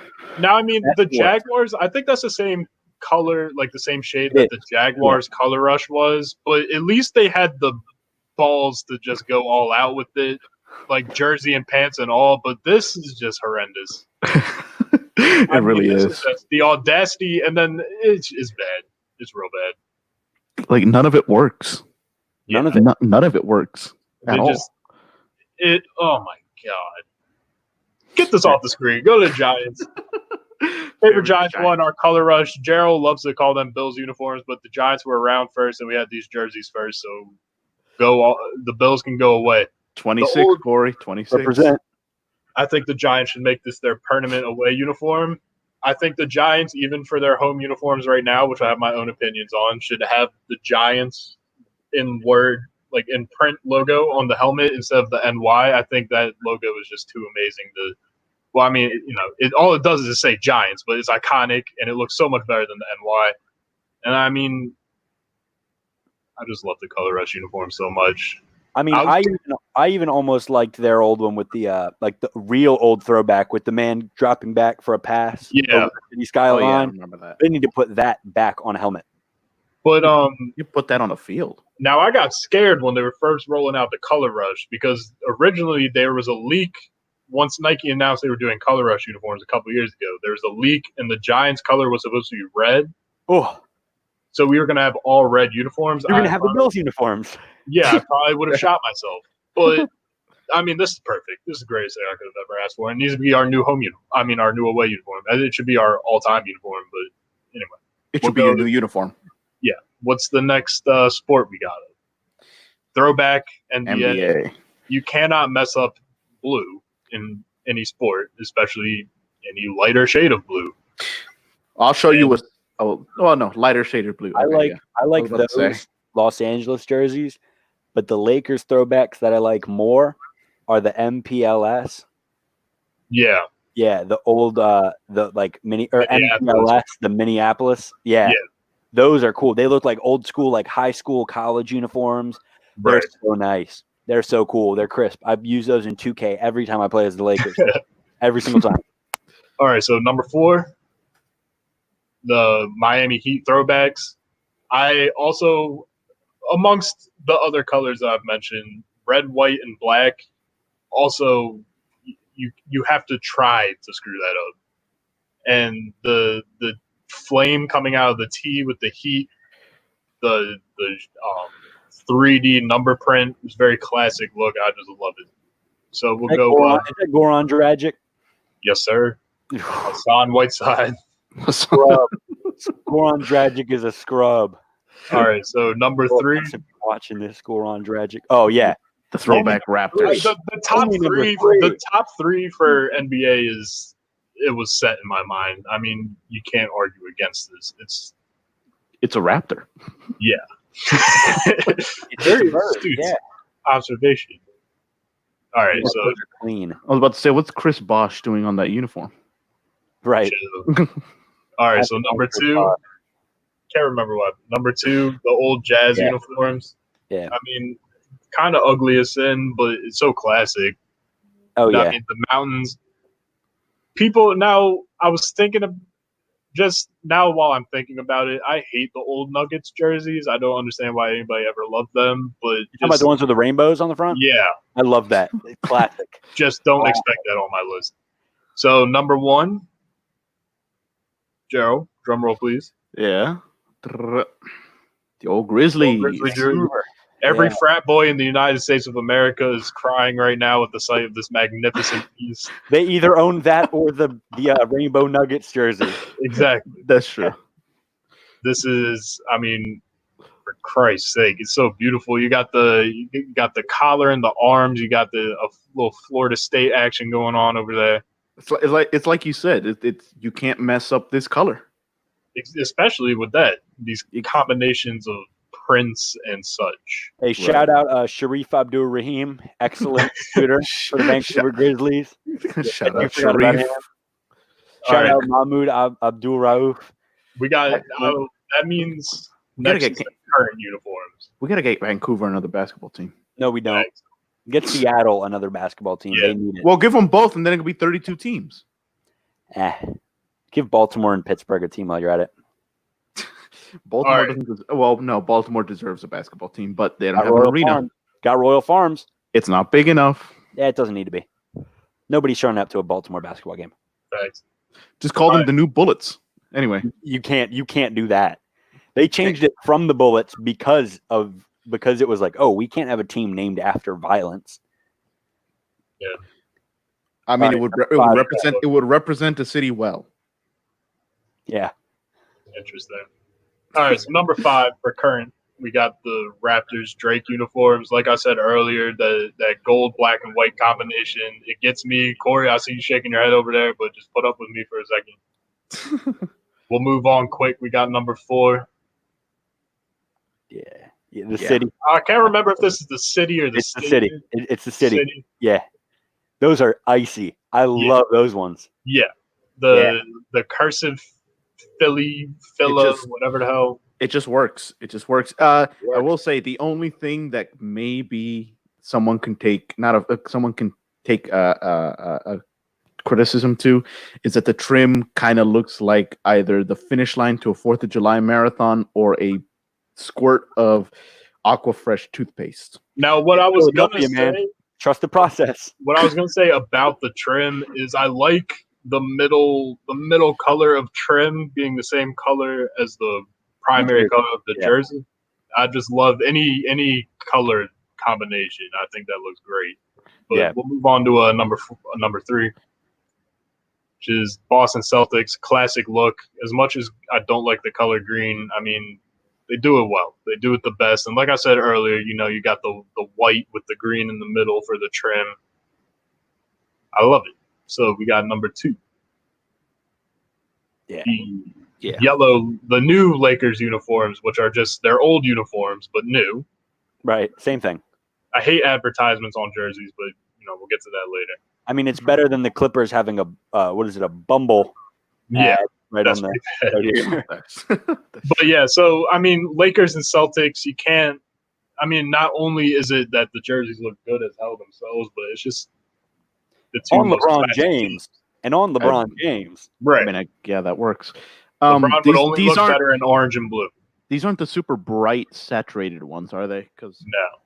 Because those look like highlighters. All right, so number one. Anyway, yeah. You got Yeah. say more. Something about Miami. The Correct whole choice. city of Miami has got Those are the Vice unis, right? yes, sir. Yeah, I think they're the freshest. I would buy a ones D-Wade are nice, jersey too. immediately. sports wise, that's the only thing Miami seems to be good at, really good at, like consistently good at, is uniforms. Not the Dolphins. I mean, yeah, but like for the most part, give them the benefit of the doubt. But like, everything else, they suck as organizations. Stadiums? They suck with their stadiums and their We arenas. went over that last week or the We week went before. If you want to check out that, if you guys are watching this right now. Oh yeah, I remember that. We determined that it was actually Pitbull that was that was making those decisions. Yep, Correct. had to be. But hey, these are Now, can't argue with they these have- uniforms. They have black versions of this, which also look great, and I Black think blue is the other one. No. Primary is either Pink. blue It's or a pink. it's the pink one. Either way, I mean, looks beautiful. They all look excellent with that text on it, with the rivaling color, with the numbers and the city name up top. Those are arguably the freshest uniforms in the NBA. The only criticism that I'm going to put up there is that you didn't put the classic Bulls jerseys up in the throwback, because those look nice. The old like 88 Bulls before like even like Scottie Pippen came in. That's true. They look clean. All right, so we're gonna go to worst jersey. It's a T-shirt. Not only is it a T-shirt. T-shirt, but it's orange, and I There's a highlighter right there, Gerald. remember being so embarrassed. Now, here's a funny story. When these first came out, I've never been more embarrassed to be a Knicks fan. Really? And I've seen a lot. I was about to say, really, this is what gets you embarrassed? So the Knicks are doing a Twitter poll right now, ranking their best uniforms like throughout their history, or whatever. They had the audacity to put this on there like it was even an option. It's the worst thing I've ever seen. The next one coming up is by far my favorite Knicks uniform, and the Knicks need to make it their regular uniforms again. So, Gerald, go ahead and pull that up. You got the 99 away jersey, the big black siding. I mean, it's beautiful. You got the black and orange in there, but you also got the nice dark blue. The last time the Knicks were good, I mean, I've been trying so hard to find this jersey anywhere. I don't think anyone's selling it. They're selling it for like two. I mean, Yeah, I you love can this buy jersey, them. but I'm not paying $200. I'm gonna, once shipping reopens, I'll just get a fake Chinese one. Well, that's my look. Is probably my favorite jersey that I would get is an old time Bullets jersey, because that's another thing that you missed on there is the Bullets. Though, oof, looks all nice. Get that good. All right, got the next one up, right? NHL coming up, or MLB or NHL? I think it's MLB. MLB throwbacks. Throwback, the Indians uniform. I love that font. I mean, yeah. I mean, the trim is nice. It's great. So it's a lengthy presentation, so I'm going to try making it shorter. Don't worry. Don't worry. You can do what I did last time. All right, so let's go to shout out Bob Feller, by the way. let's go to number 4. Hold on, real quick. One thing I appreciate about this, the belt. Isn't it I do like isn't that. it 3 colors? Or is it just one really thin belt? I No, thought it was 3 colors. it's 3 colors. Oh wow, that's excellent. Yep, perfect belt for that ensemble. Wonderful. So yeah, okay. So number 4, MLB throwback. I mean, you're going to see a lot of this. You're going to see a common theme amongst all these jerseys. So, I mean, I don't know if y'all need to hear me again, but you cannot possibly ruin this color combination. I mean, they did a really good job. I think the perfect touch is that royal blue, the darker blue trim with the white. Yeah, definitely. Sleeve. Oh yeah. All right, next one. Yes, sir. Brooklyn Dodgers, for the same reason. Shout out JR. It speaks for itself. There you go. Number 2, the Pirates. Yeah. Pittsburgh. Can't mess it up. You can't mess up black and yellow. And the socks, you want to talk about iconic trim? Yes, sir. Yeah. The hats. Well, the socks always bring it together. That's the thing about a uniform is, the socks any uniform can be great potentially, but the socks or any uniform can be good. The socks make it great with exceptions. For a while, there weren't many socks because everyone was just wearing the long pants. Yeah. Right. So I'm glad to see the socks making a comeback and in a really good way. When I played Little League, I would always put the socks all the way up as far as they could go because that's the way baseball was, man. That's how you do it. That's when it looks good. Yeah. All right, so number 1, the old Diamondbacks jerseys. Yeah, no Rockies jersey in this one. Wow. Same jersey. I mean, Do you remember the Futures jerseys? The one time in, I think it was the early 2000s or the 90s where they did yeah. I didn't like those. I don't think anyone did. That's why they never became the Future. Anyway, Diamondbacks were nice. Yeah, I like those with the sleeves. Yes, sir. The lack of sleeves. Those are all undershirts. Oh, really? Wow. Yeah. Oh, yeah. They're the vests. Yeah. Oh, yeah. I mean, hey, that works. All right, so we'll go to the currents now. 5, the Cubs. Pinstripes. It's a lot of classic looks going in my baseball uniforms because 99% of baseball teams' identity is their uniforms at this point because baseball's been around for so damn long. Right. Love the Cubs logo. It's retro. Like you can tell it's a storied franchise by the look of its logo, in my opinion. I mean, they're obviously not the pinstripes of the Yankees, but they changed their logo. Yeah. All right, so we'll go number 4. Yeah. Orioles. Friday Night Lights. Yep. Can't mess it up. Fireworks, man. Cannot mess it up. Blue, black and orange. Orioles make everything work, especially when the little patch on the side where they have the Maryland flag in it is a nice little touch. It's love the Orioles uniforms. So we'll hit number 3. Red Sox. I hate this team. The Red Sox Red Tops. But it's a classic look. Yeah, he's not a Red Sox anymore. Yeah. So I don't want to give them the time of day, but just know it's up there. So number 2, Dodgers, Dodger blue, iconic look. Should have found one with Mookie Betts in it, just to put them right behind it. Like, Dodger blue. You can't ruin Dodger blue. Bellinger, Cody baby. Cody Bellinger. Sir. And number 1, need I say it? Yanks. Yes, sir. Most iconic look in all of professional sports. Yeah, without a doubt. Absolutely. I mean, you think pinstripes? Take the damn swoosh off of it, Nike. Is all I'm going to say. What if they compromise and just put on a sleeve? That's fair enough. It just cannot be on the center front. I'm sure the Yankees. It's like, isn't it like right? I'm sure the ownership is willing to pay as much money as possible to get that off. Yes, right absolutely. here. They better. Yeah, that's just. I mean, anyway. Well, I mean, I have like 4 of them. So I mean, put it on the side like the Majestic used to be. Yeah, I'd be fine with that.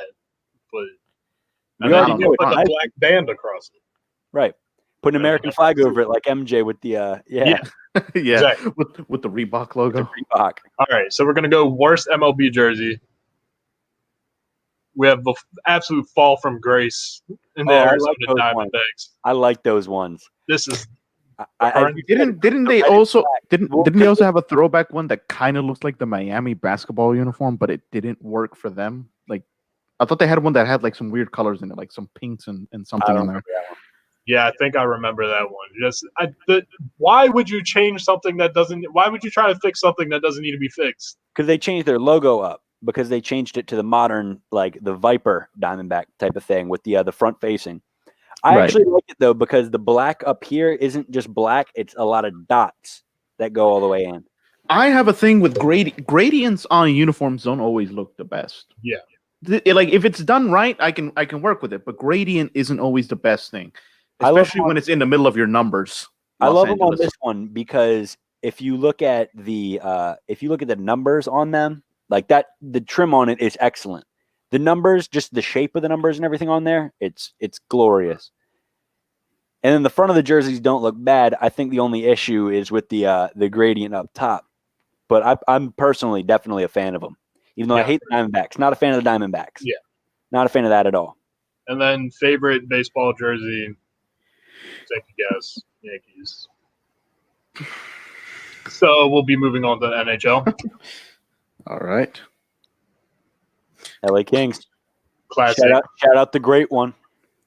There you go. The LA Kings brought me heartbreak in the Stanley Cup final a couple of years ago. I remember that. Yeah. You were looking for something good with New York sports. Yeah, but What are you, a Rangers fan? yes, sir. Yeah. Yep. Ooh, that's rough. This is coming Rough. up. Yep. Rough. man. Number 4, Sharks. the Sharks, the old Sharks jersey with Yeah, they're just better. Yeah. the big. I mean, it's a unique color combination, and I love it. So we're gonna go number 3.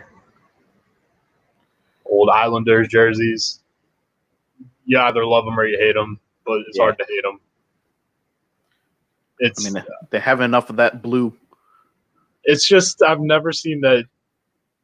It's just in the logo. The logo is so weird, but I like it. But I also It's like don't. it's like the Vancouver Grizzlies almost. Yeah. Yeah. It's what is it? It's like what I thought it was like almost like a hipster type of thing. Like minimalist almost, like a swoosh. Yeah. All right, so number 2, The Whalers. yes, sir. Huh. It's the logo is iconic. The This- whale tail. Yes, sir. With Whale the tail. H and the W, and Yes, sir. blue and gray. Some teams make it work. Seahawks don't make it work. Oh, I love theirs. The green old, works. The old ones. No, I'm talking about the old ones, like their Super Bowl appearance. I love those. Sean Alexander, Matt Hasselbeck, loved those jerseys. Oh yeah. Oh, I'm not talking about those old, like the old ones, like The Jim Zorn ones. no, like the 90s and 80s, like way back. Oh yeah, no, I get you. Yeah. I understand. I mean, even though they're almost the same thing, it just doesn't look as good. All right, so number 1,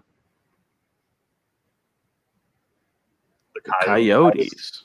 Yes, sir. The Yoke. But, I mean, same reason as the Grizzlies jersey. It's just out there.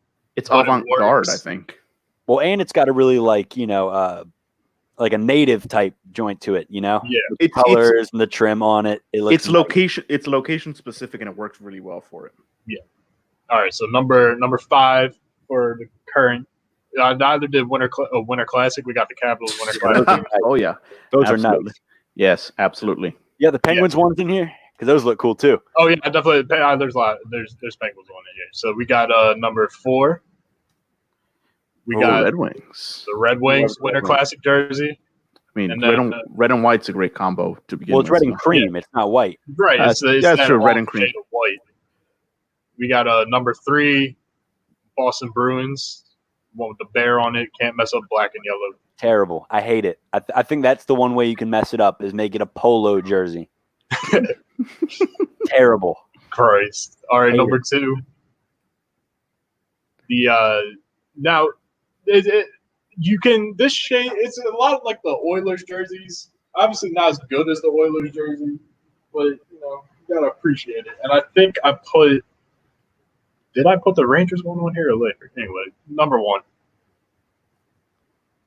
Maple Leafs. Huh. Yeah, that's a good look. Yeah. You can't mess up blue and white. How many times does it need to be said? All right, so number 5 for Current. current, we got the Flyers. The Flyers, Can't man. mess up black and orange. Can't mess up black and orange. Number 4, That logo is also one of the best. It's Oh, yeah. excellent. That and the Red Wings logo are 2 of the absolute best. Capitals have a nice one too. Yeah. So number 4, we got the The Devils. Devils. the Devils. Yeah. Just Okay. can't mess up black and red. Exactly. There's a certain black and whatever. Good way to go. How about So- this? If a color matches, you can't mess it up. Yeah. Yeah. All right. So Fair number enough. 3, Penguins. Black and yellow. All the Penguins uniforms, even the blue ones. Yeah, they're not bad either. Sometimes some of the blue ones. Some of the blue ones. Some of the blue ones are pretty bad. But Shut up. we're gonna go to number 2. Maple Leafs speaks for itself. I'll go number 1. The Kings, current, No Golden Knights. no Gold. Golden Knights. Yeah. Gold. Golden I love their Knights. jerseys. and they're the pinnacle of my favorite color combination. But Yeah, black and gold. you got to appreciate Not the yellow, Kings. black and gold. Yeah, Yeah. Gotta go with this. Kings look nice. Yeah. All right, Nice. so the absolute worst, Joe. Do I need to say it? Where's Waldo? Oh my gosh. No, that's worse than Waldo. That looks like a prison yard jumpsuit, It's pretty horrendous. like in a cartoon. Is that what rugby players wear? Yeah, pretty much. No, that's what polo players wear when they're like sitting on top of their horses, dude. Oh, that's true. Oh my god. That is terrible. That's wow. great. It's egregious. I think you win by giving the other team a migraine so they can focus on the game. Well, it sounds like a very Toronto thing to do. So It's a very Maple Leafs thing to do. Yeah. yeah. All right, so we're gonna go favorite Rangers one. I'm wearing it right now. Winter Classic. Black and red. Yeah. I mean, it just looks really It's good. a dark blue, Dark blue? Oh. Yeah. That's hard to notice. like a navy blue. I love this jersey. Got It this just- for $20 on DH Gate. Got the Winter Classic patch up here. My camera's reversed. Got me all tripped up. Yeah. It looks really good because it still has that hint, kind of like that kiss of blue, which Right. makes it Rangers, but it's just more intense and clean looking. So Yeah, I wish these were our permanent home uniforms. I mean that's fair. If it's any consolation, the U.S. hockey teams always base their uniforms basically on the Rangers. I mean, fair enough. So, all right. Anything else? I think. We'll see. I don't think there's anything in this presentation. I made it a while ago, so that should be it. Nope. That's it. All right, that concludes my segment. All right. I mean, hey, really good. Now, as you know, like soccer. Where's the Yeah. Liverpool? Give me a second. I have Yeah. categories. All right. Best and worst soccer uniforms, in my humble opinion. So let me get my notes up here.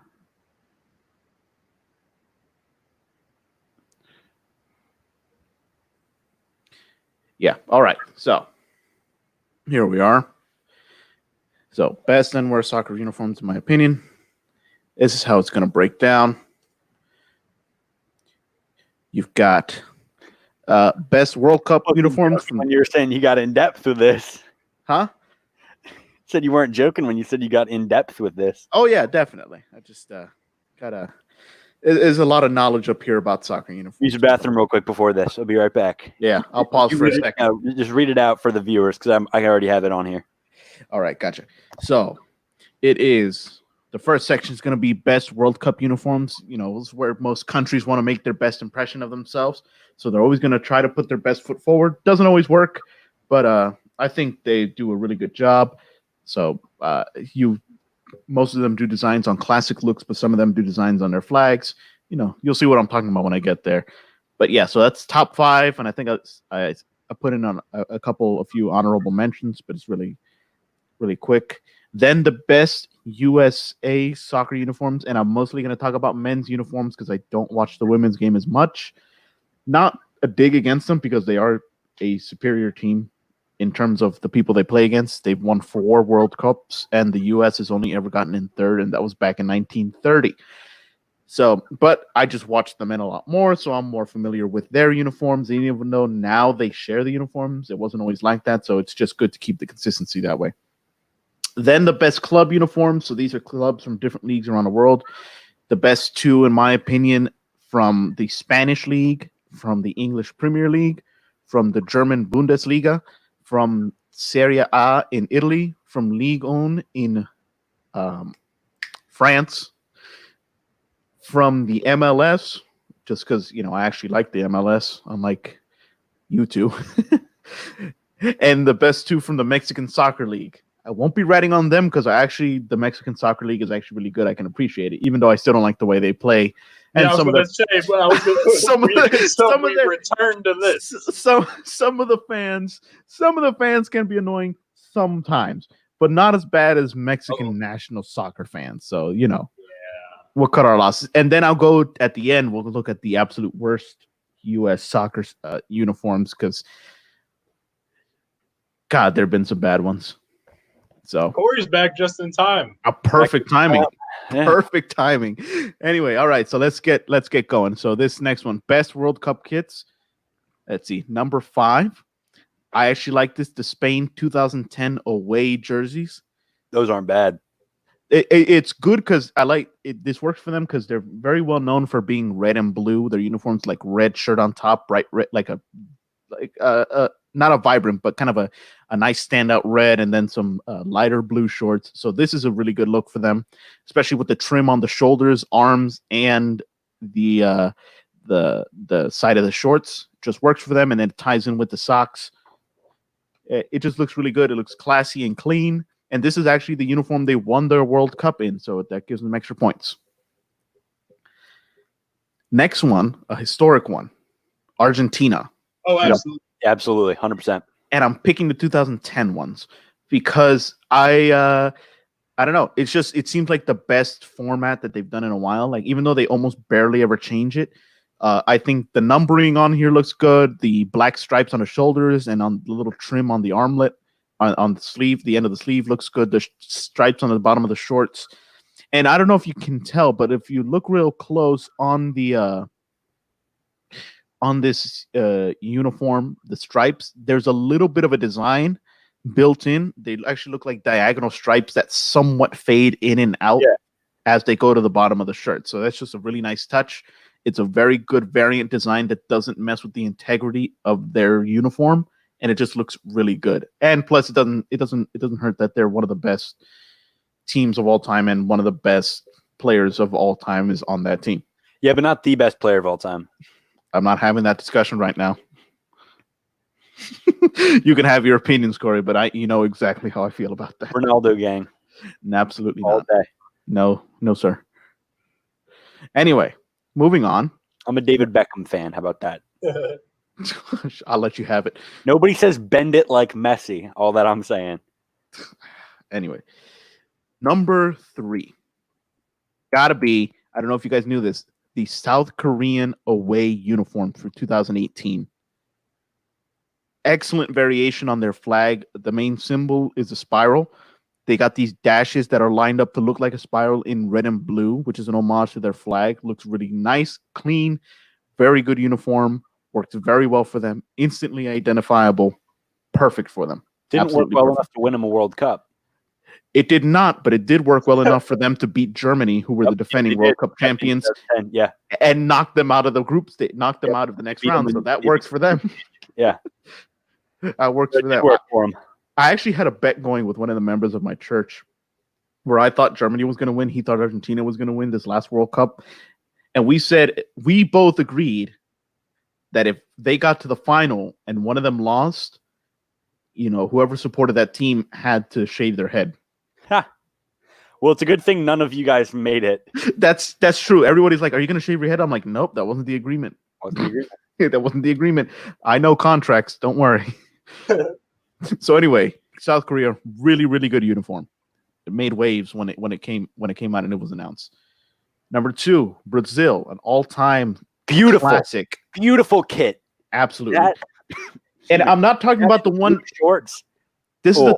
is the 2010 one, yeah, because they didn't do anything stupid with their yellow uniforms like they did in 2014 by putting white shorts on there. It didn't work. Put the I blue. didn't mind the white shorts, but the blue shorts look so much better. It looks That's- Brazil. It looks Brazil. It is Brazil. Brazil's flag is green, white with the blue earth in the middle, right? And a yellow trim. And a yellow trim. So it's become their classic uniform, not only in soccer, but for all sports. If you see a yellow shirt with green trim and blue shorts, Brazil. it's Brazil. So Yeah. it works perfectly for them. It was, it's just, I think this is the epitome of the best design they can do with them. Other times they've done weird things with the lettering, with the numbers, with the trim, with the, a bunch of different stuff. But this is probably the best one I've seen. England or Germany, right? Uh, Oh, come on. it's not, but I feel very confident in mine, but it's not England or All Germany. right. Historically, this is probably the best historic jersey they have. It's England fine. just rocked the white ones with the patch right here, right? Yeah. See, I'm not a big fan of whites. I like the basics, man. It shows your grit on the field. It shows your grit on the pitch. I don't think so. It shows if you're a dirty defender and you're down and you're with it, then you get green on there, and it shows a little like pride in there. I think pride can be done in different ways, especially it's like using white the colors pants. of your flag. It's like white pants in baseball, man. Is it shows how good of a base runner or a fielder you are. I guess, but this ain't baseball. Yeah, well, this ain't. Yeah, fair enough. Yeah. All right, some honorable mentions. The Croatia checker pattern, very good. Their one from 2014 was probably my favorite one. They kept it throughout the years, but it's really good. This 2018 Germany away jersey. Now, this greenish color has always been their away color, but this variant on it with the design in the middle, with all of this stuff, this design, this like underlay design. It looks like Christmas. That and the one to the right of it. I mean, fair at this point. This is the Ghana 2014 away jersey. Huh. I mean, they did a really good job with that one too. Yeah, it's a nice looking kit. Yeah, and the next one actually is also an African nation. So my number one all-time World Cup jersey has got to be Nigeria. Yeah.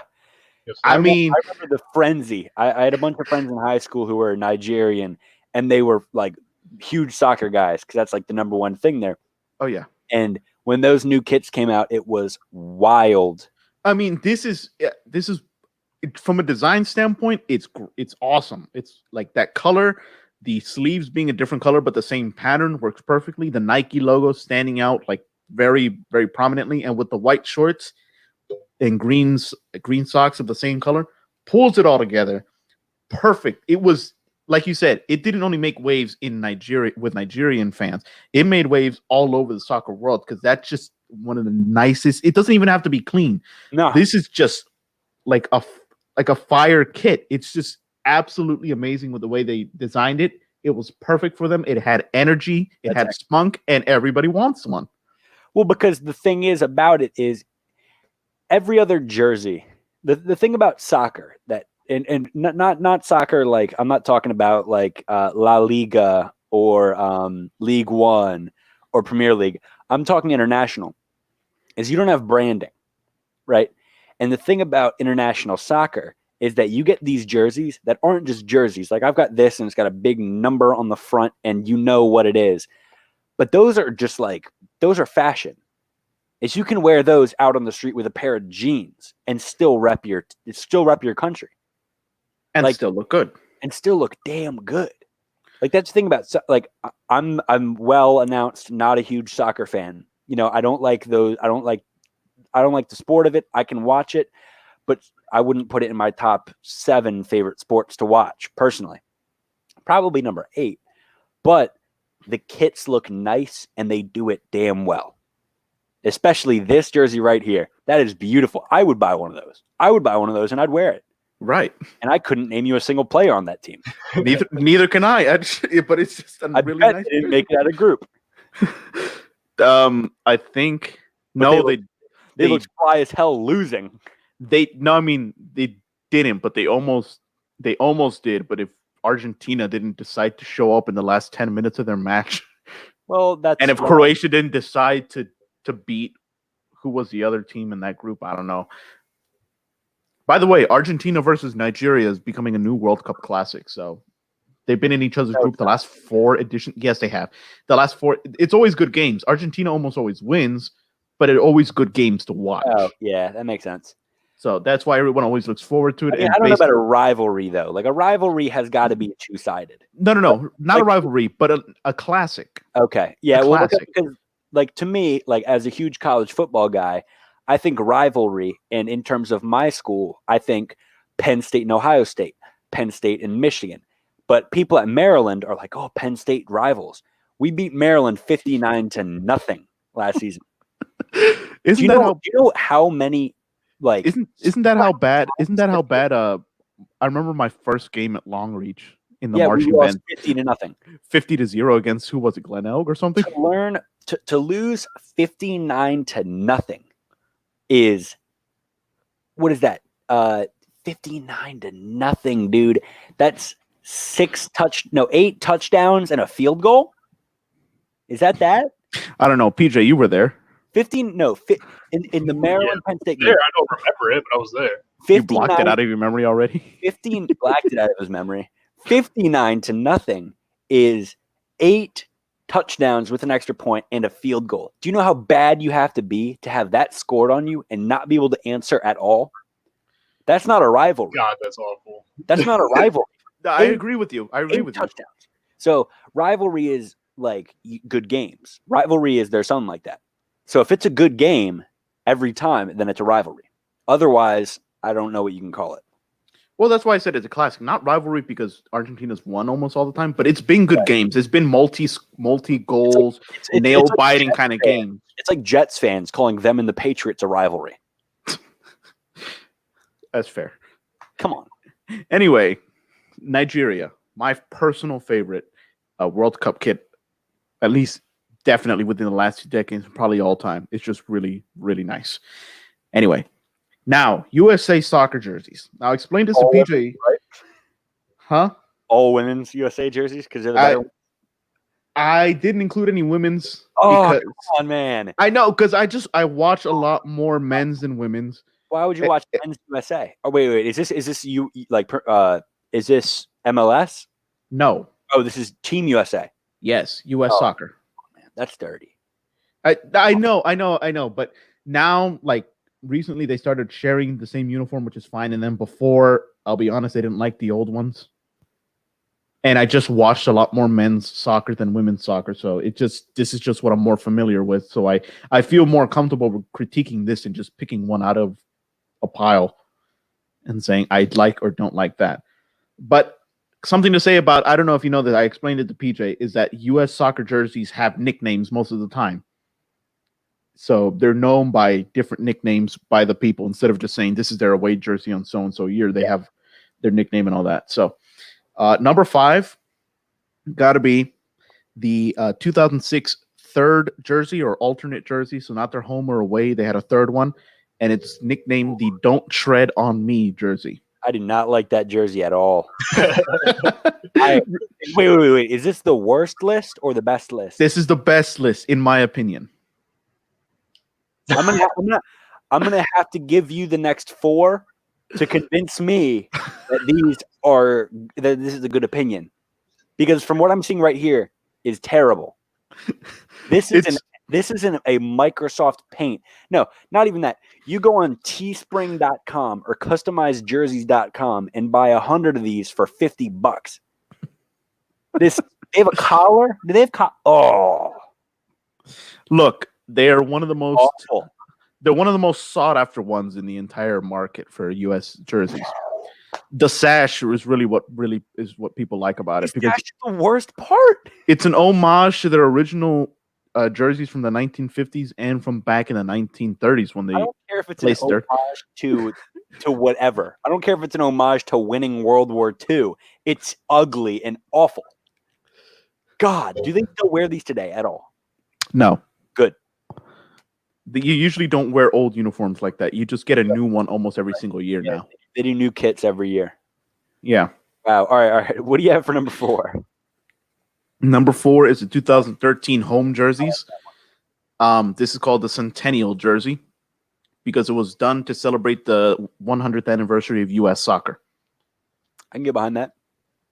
I mean, yeah, it's really nice. The all white seems to be the principal color of the United States, like what they're known for. And this is a good variation on it because of the old crest right here that doesn't have any letters in it. It's just the 13 stars and stripes, which works really well. It doesn't have USA. It doesn't have the letters USA in it. Yeah. And there's a variation of it with white shorts, but I think with blue shorts works really well, especially with the sleeves. I personally, as somebody who doesn't follow soccer too well, I like a clean white kit, like a white top, white bottom. I don't mind the dark blues, but I like a all white. That's fair enough, but it's like in the NFL. If you're rocking a white jersey, or MLB, you're not going to rock a white jersey with any kind of other plant or any kind of other pants. It's white jersey, white pants. Right. But anyway, this is definitely. But those are nice. I like that. They're nice. Still pretty clean. Nice look. Number 4.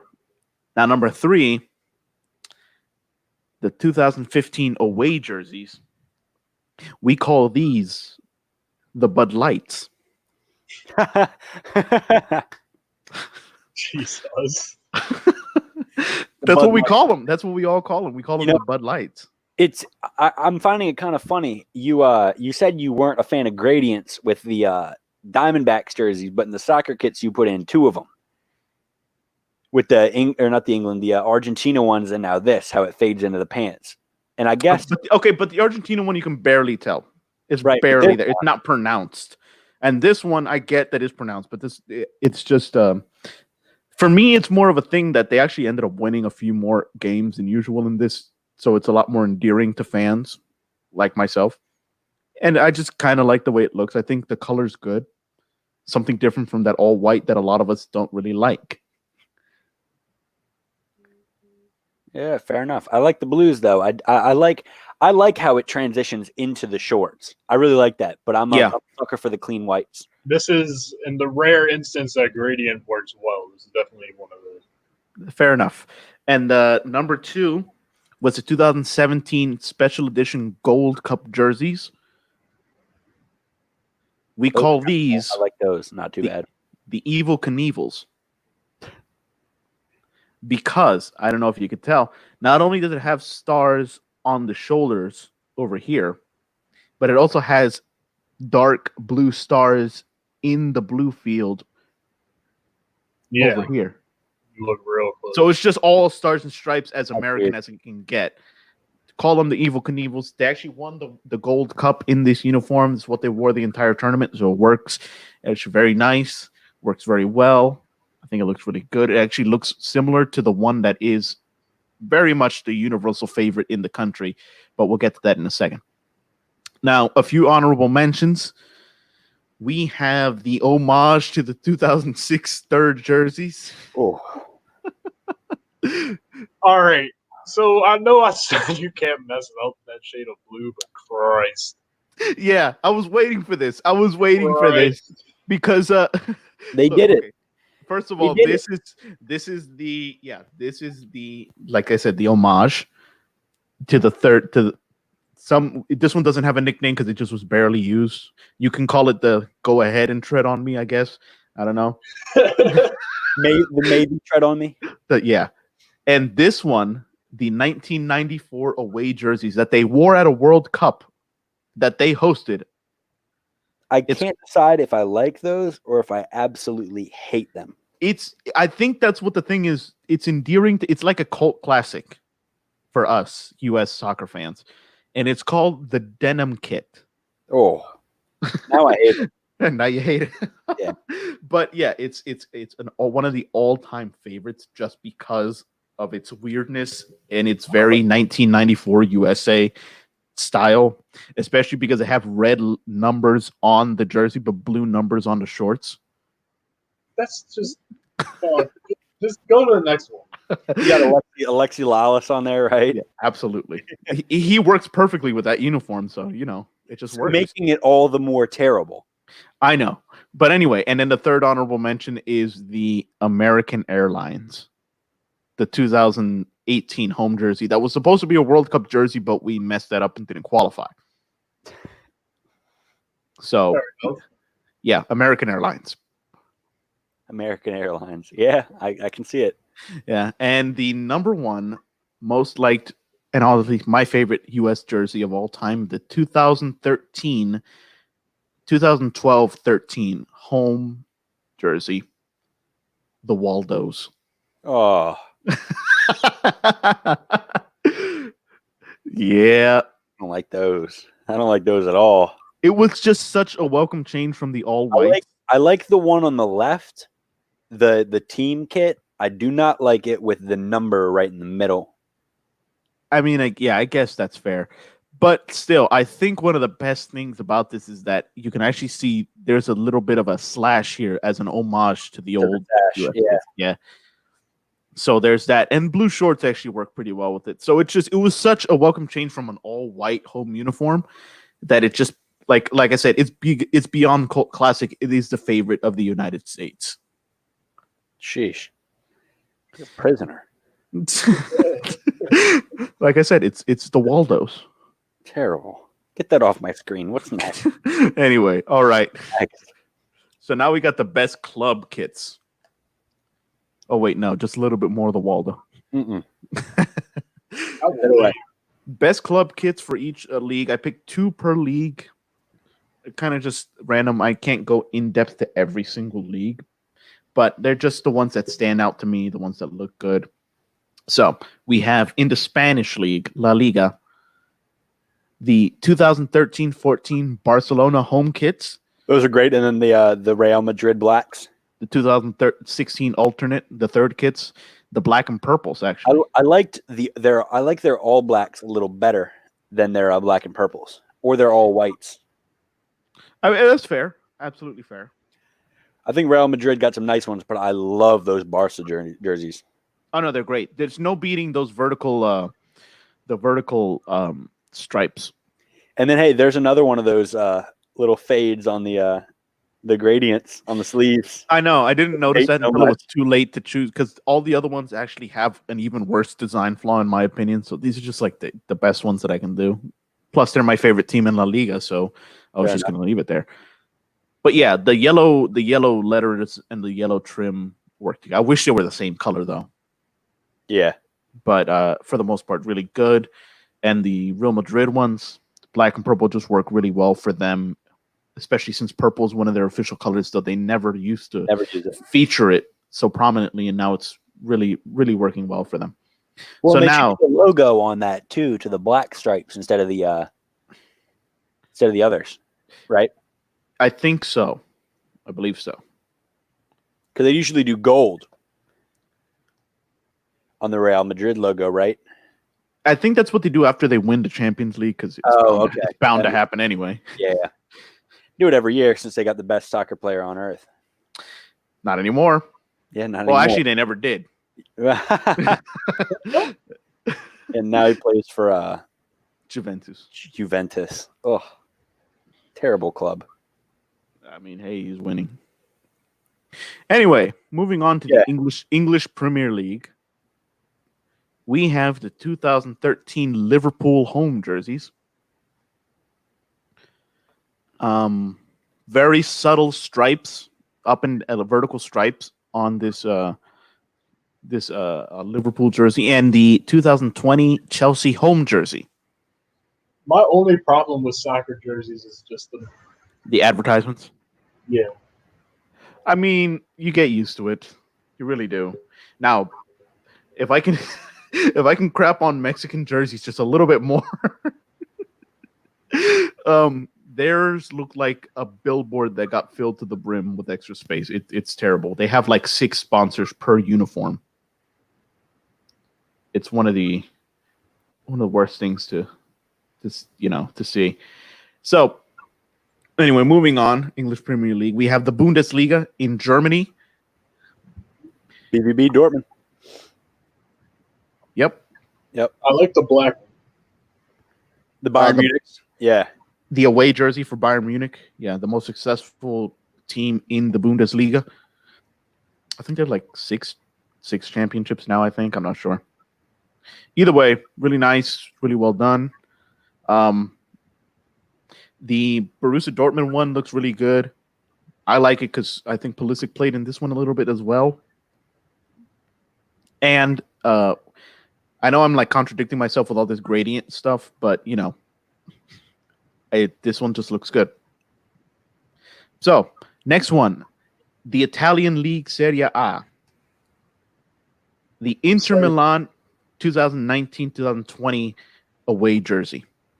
Usually they're like a dark blue and black, but this is a really good away jersey. You got that color you love, PJ? Yeah, I would not expect Jeep to sponsor an Italian. I can't believe there's no AC Milan on here. I know, but like red and black, you see it enough in other Except for sports. black.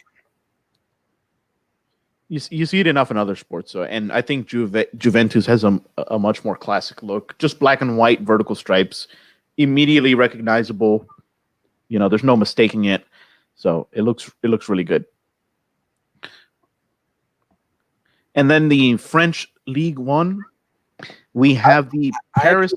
I actually don't like those PSG jerseys, and PSG is the only soccer team outside of Champions League that I follow, and those are my least favorite ones. I liked them better when they had just the blues with the red with the France stripe down the middle. I like them so much better I than. get that it is a classic look, but I just like this because I like the incorporation of the flag. I just think it's good because it's Paris. Yeah, It's Paris, so and especially the Jordan logo. yeah, they're Jordan sponsor now. Yeah, Yeah, So- that's the makeup part of that one. and this Monaco jersey, it's for 2019, 2020 as well. Also has this does their famous slash, like half the jersey or a third of the jersey is one color and the 2/3 is another. But the design underneath in the red, some subtle, diamond shapes, looks really well, works really well for them. Very good kit. And then you get to the MLS, and you have the Portland Timbers. Those are cool. Yeah, Portland Timbers. They have a really, really good one. It's very recognizable because I don't think almost anyone else uses this type of green. The design is really nice, very simple. And some of the best things, and I didn't put it on here, but one of the best things they have about this, they have an alternate that's just a red version of this because they're called the Rose City. So they call them the rosy red uniforms. It works perfectly. And then the other one is the LAFC home kit for 2020. And the black and gold. There you go, jersey, PJ. Perfect jersey colors for you. Works really well, even though the YouTube TV sponsor looks kind of weird, like they won 100, like a million subscribers or anything. But it just works. It works. And Does that have a collar like it's a polo? No, it's just it's got one that rides up the neck a little bit more. It doesn't. Yeah, fold. it's a little taller, but it doesn't fold. You don't like collars, do you? And also, one thing about this is the invisible stripes here on the shoulder, over here. Looks really good. All right, let's get this moving on. What else we got? In the the Mexican Soccer League. I like those ones on the left. Actually, I like that little the triangle formation on there. I think PJ just said nope to that. That's one of the most famous clubs in Mexico. They have like 4 different corporate sponsors on the same Club. jersey. Oh, the backs are worse. Trust me. This is what I said about Mexican soccer. It's a billboard. It is a billboard. But anyway, It's like a NASCAR. I think it's really funny is that the Home Depot sponsors them.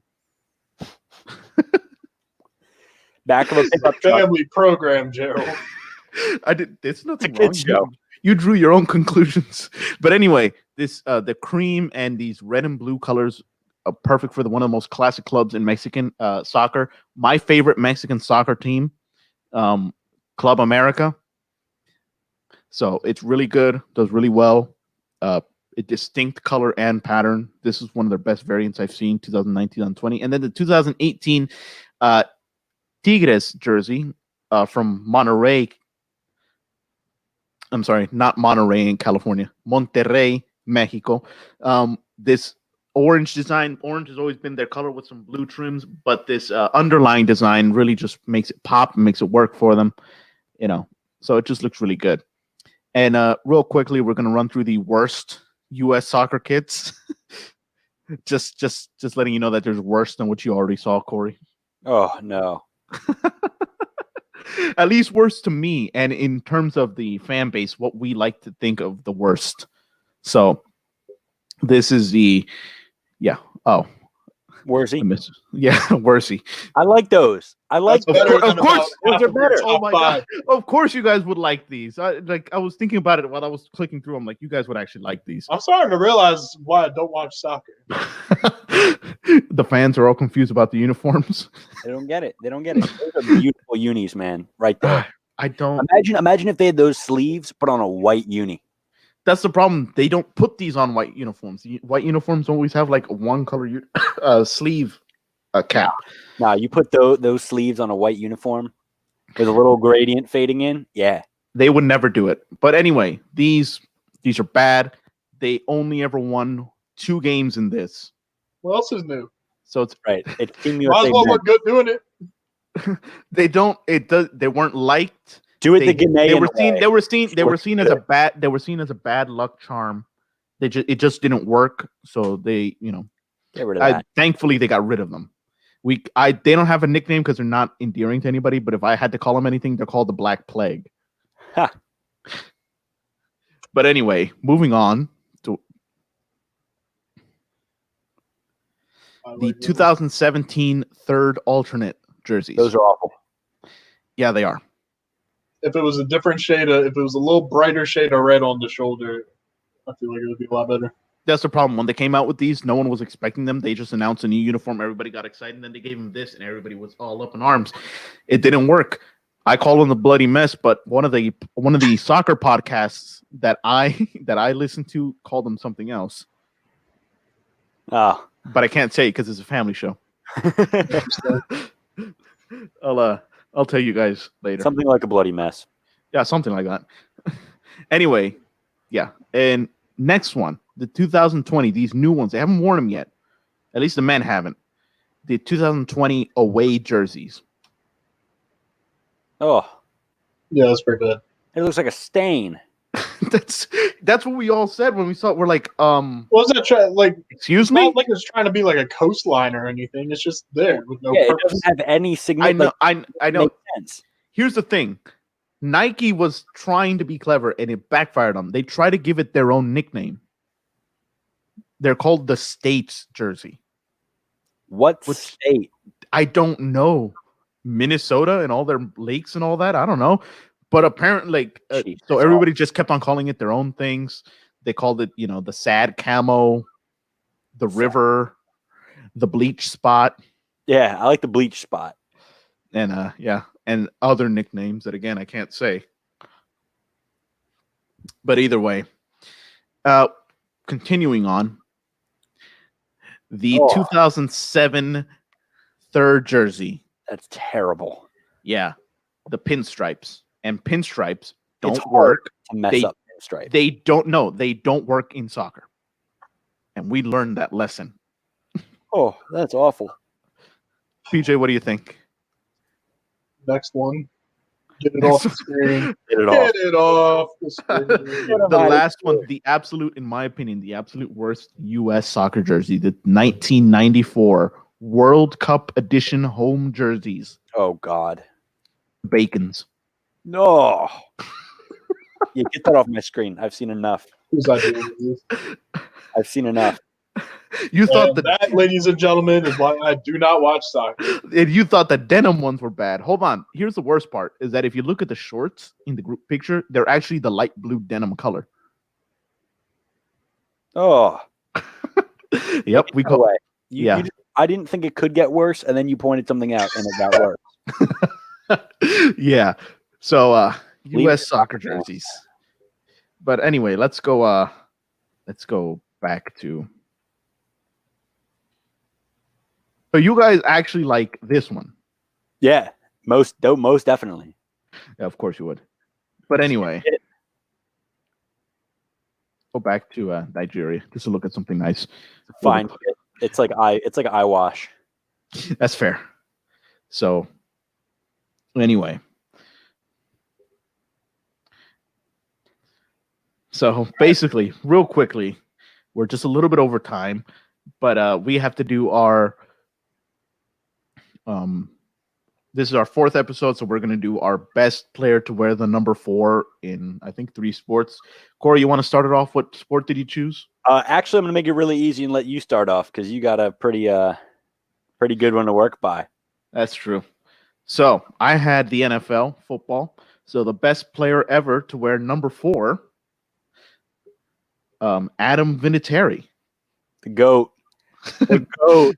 the GOAT. Leader, baby. He won that Super Bowl for the Patriots. Excellent. Yes, he did. So Adam Vinatieri, best player to wear number 4 in NFL history. PJ, you had, what was it? Basketball? Basketball, Knicks legend Chauncey Billups. Chauncey. Chauncey Billups. Name says it all. Chauncey Billups. That's fair. That's fair. I'll give you that one.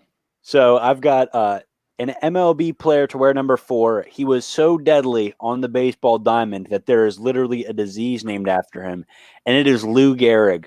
Excellent player. That was a terrible joke. Awful. Excellent player. Won some World Series. Won a pair of MVP awards.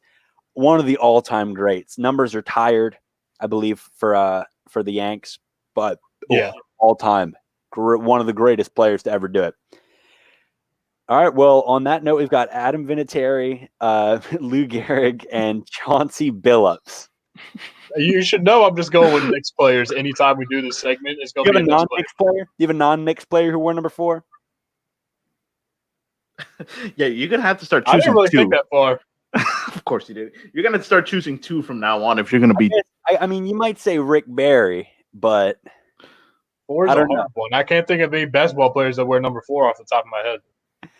I mean, you got a competition as you're weighing who is better than. I mean, Chris Bosh had number 4 for a little bit, right?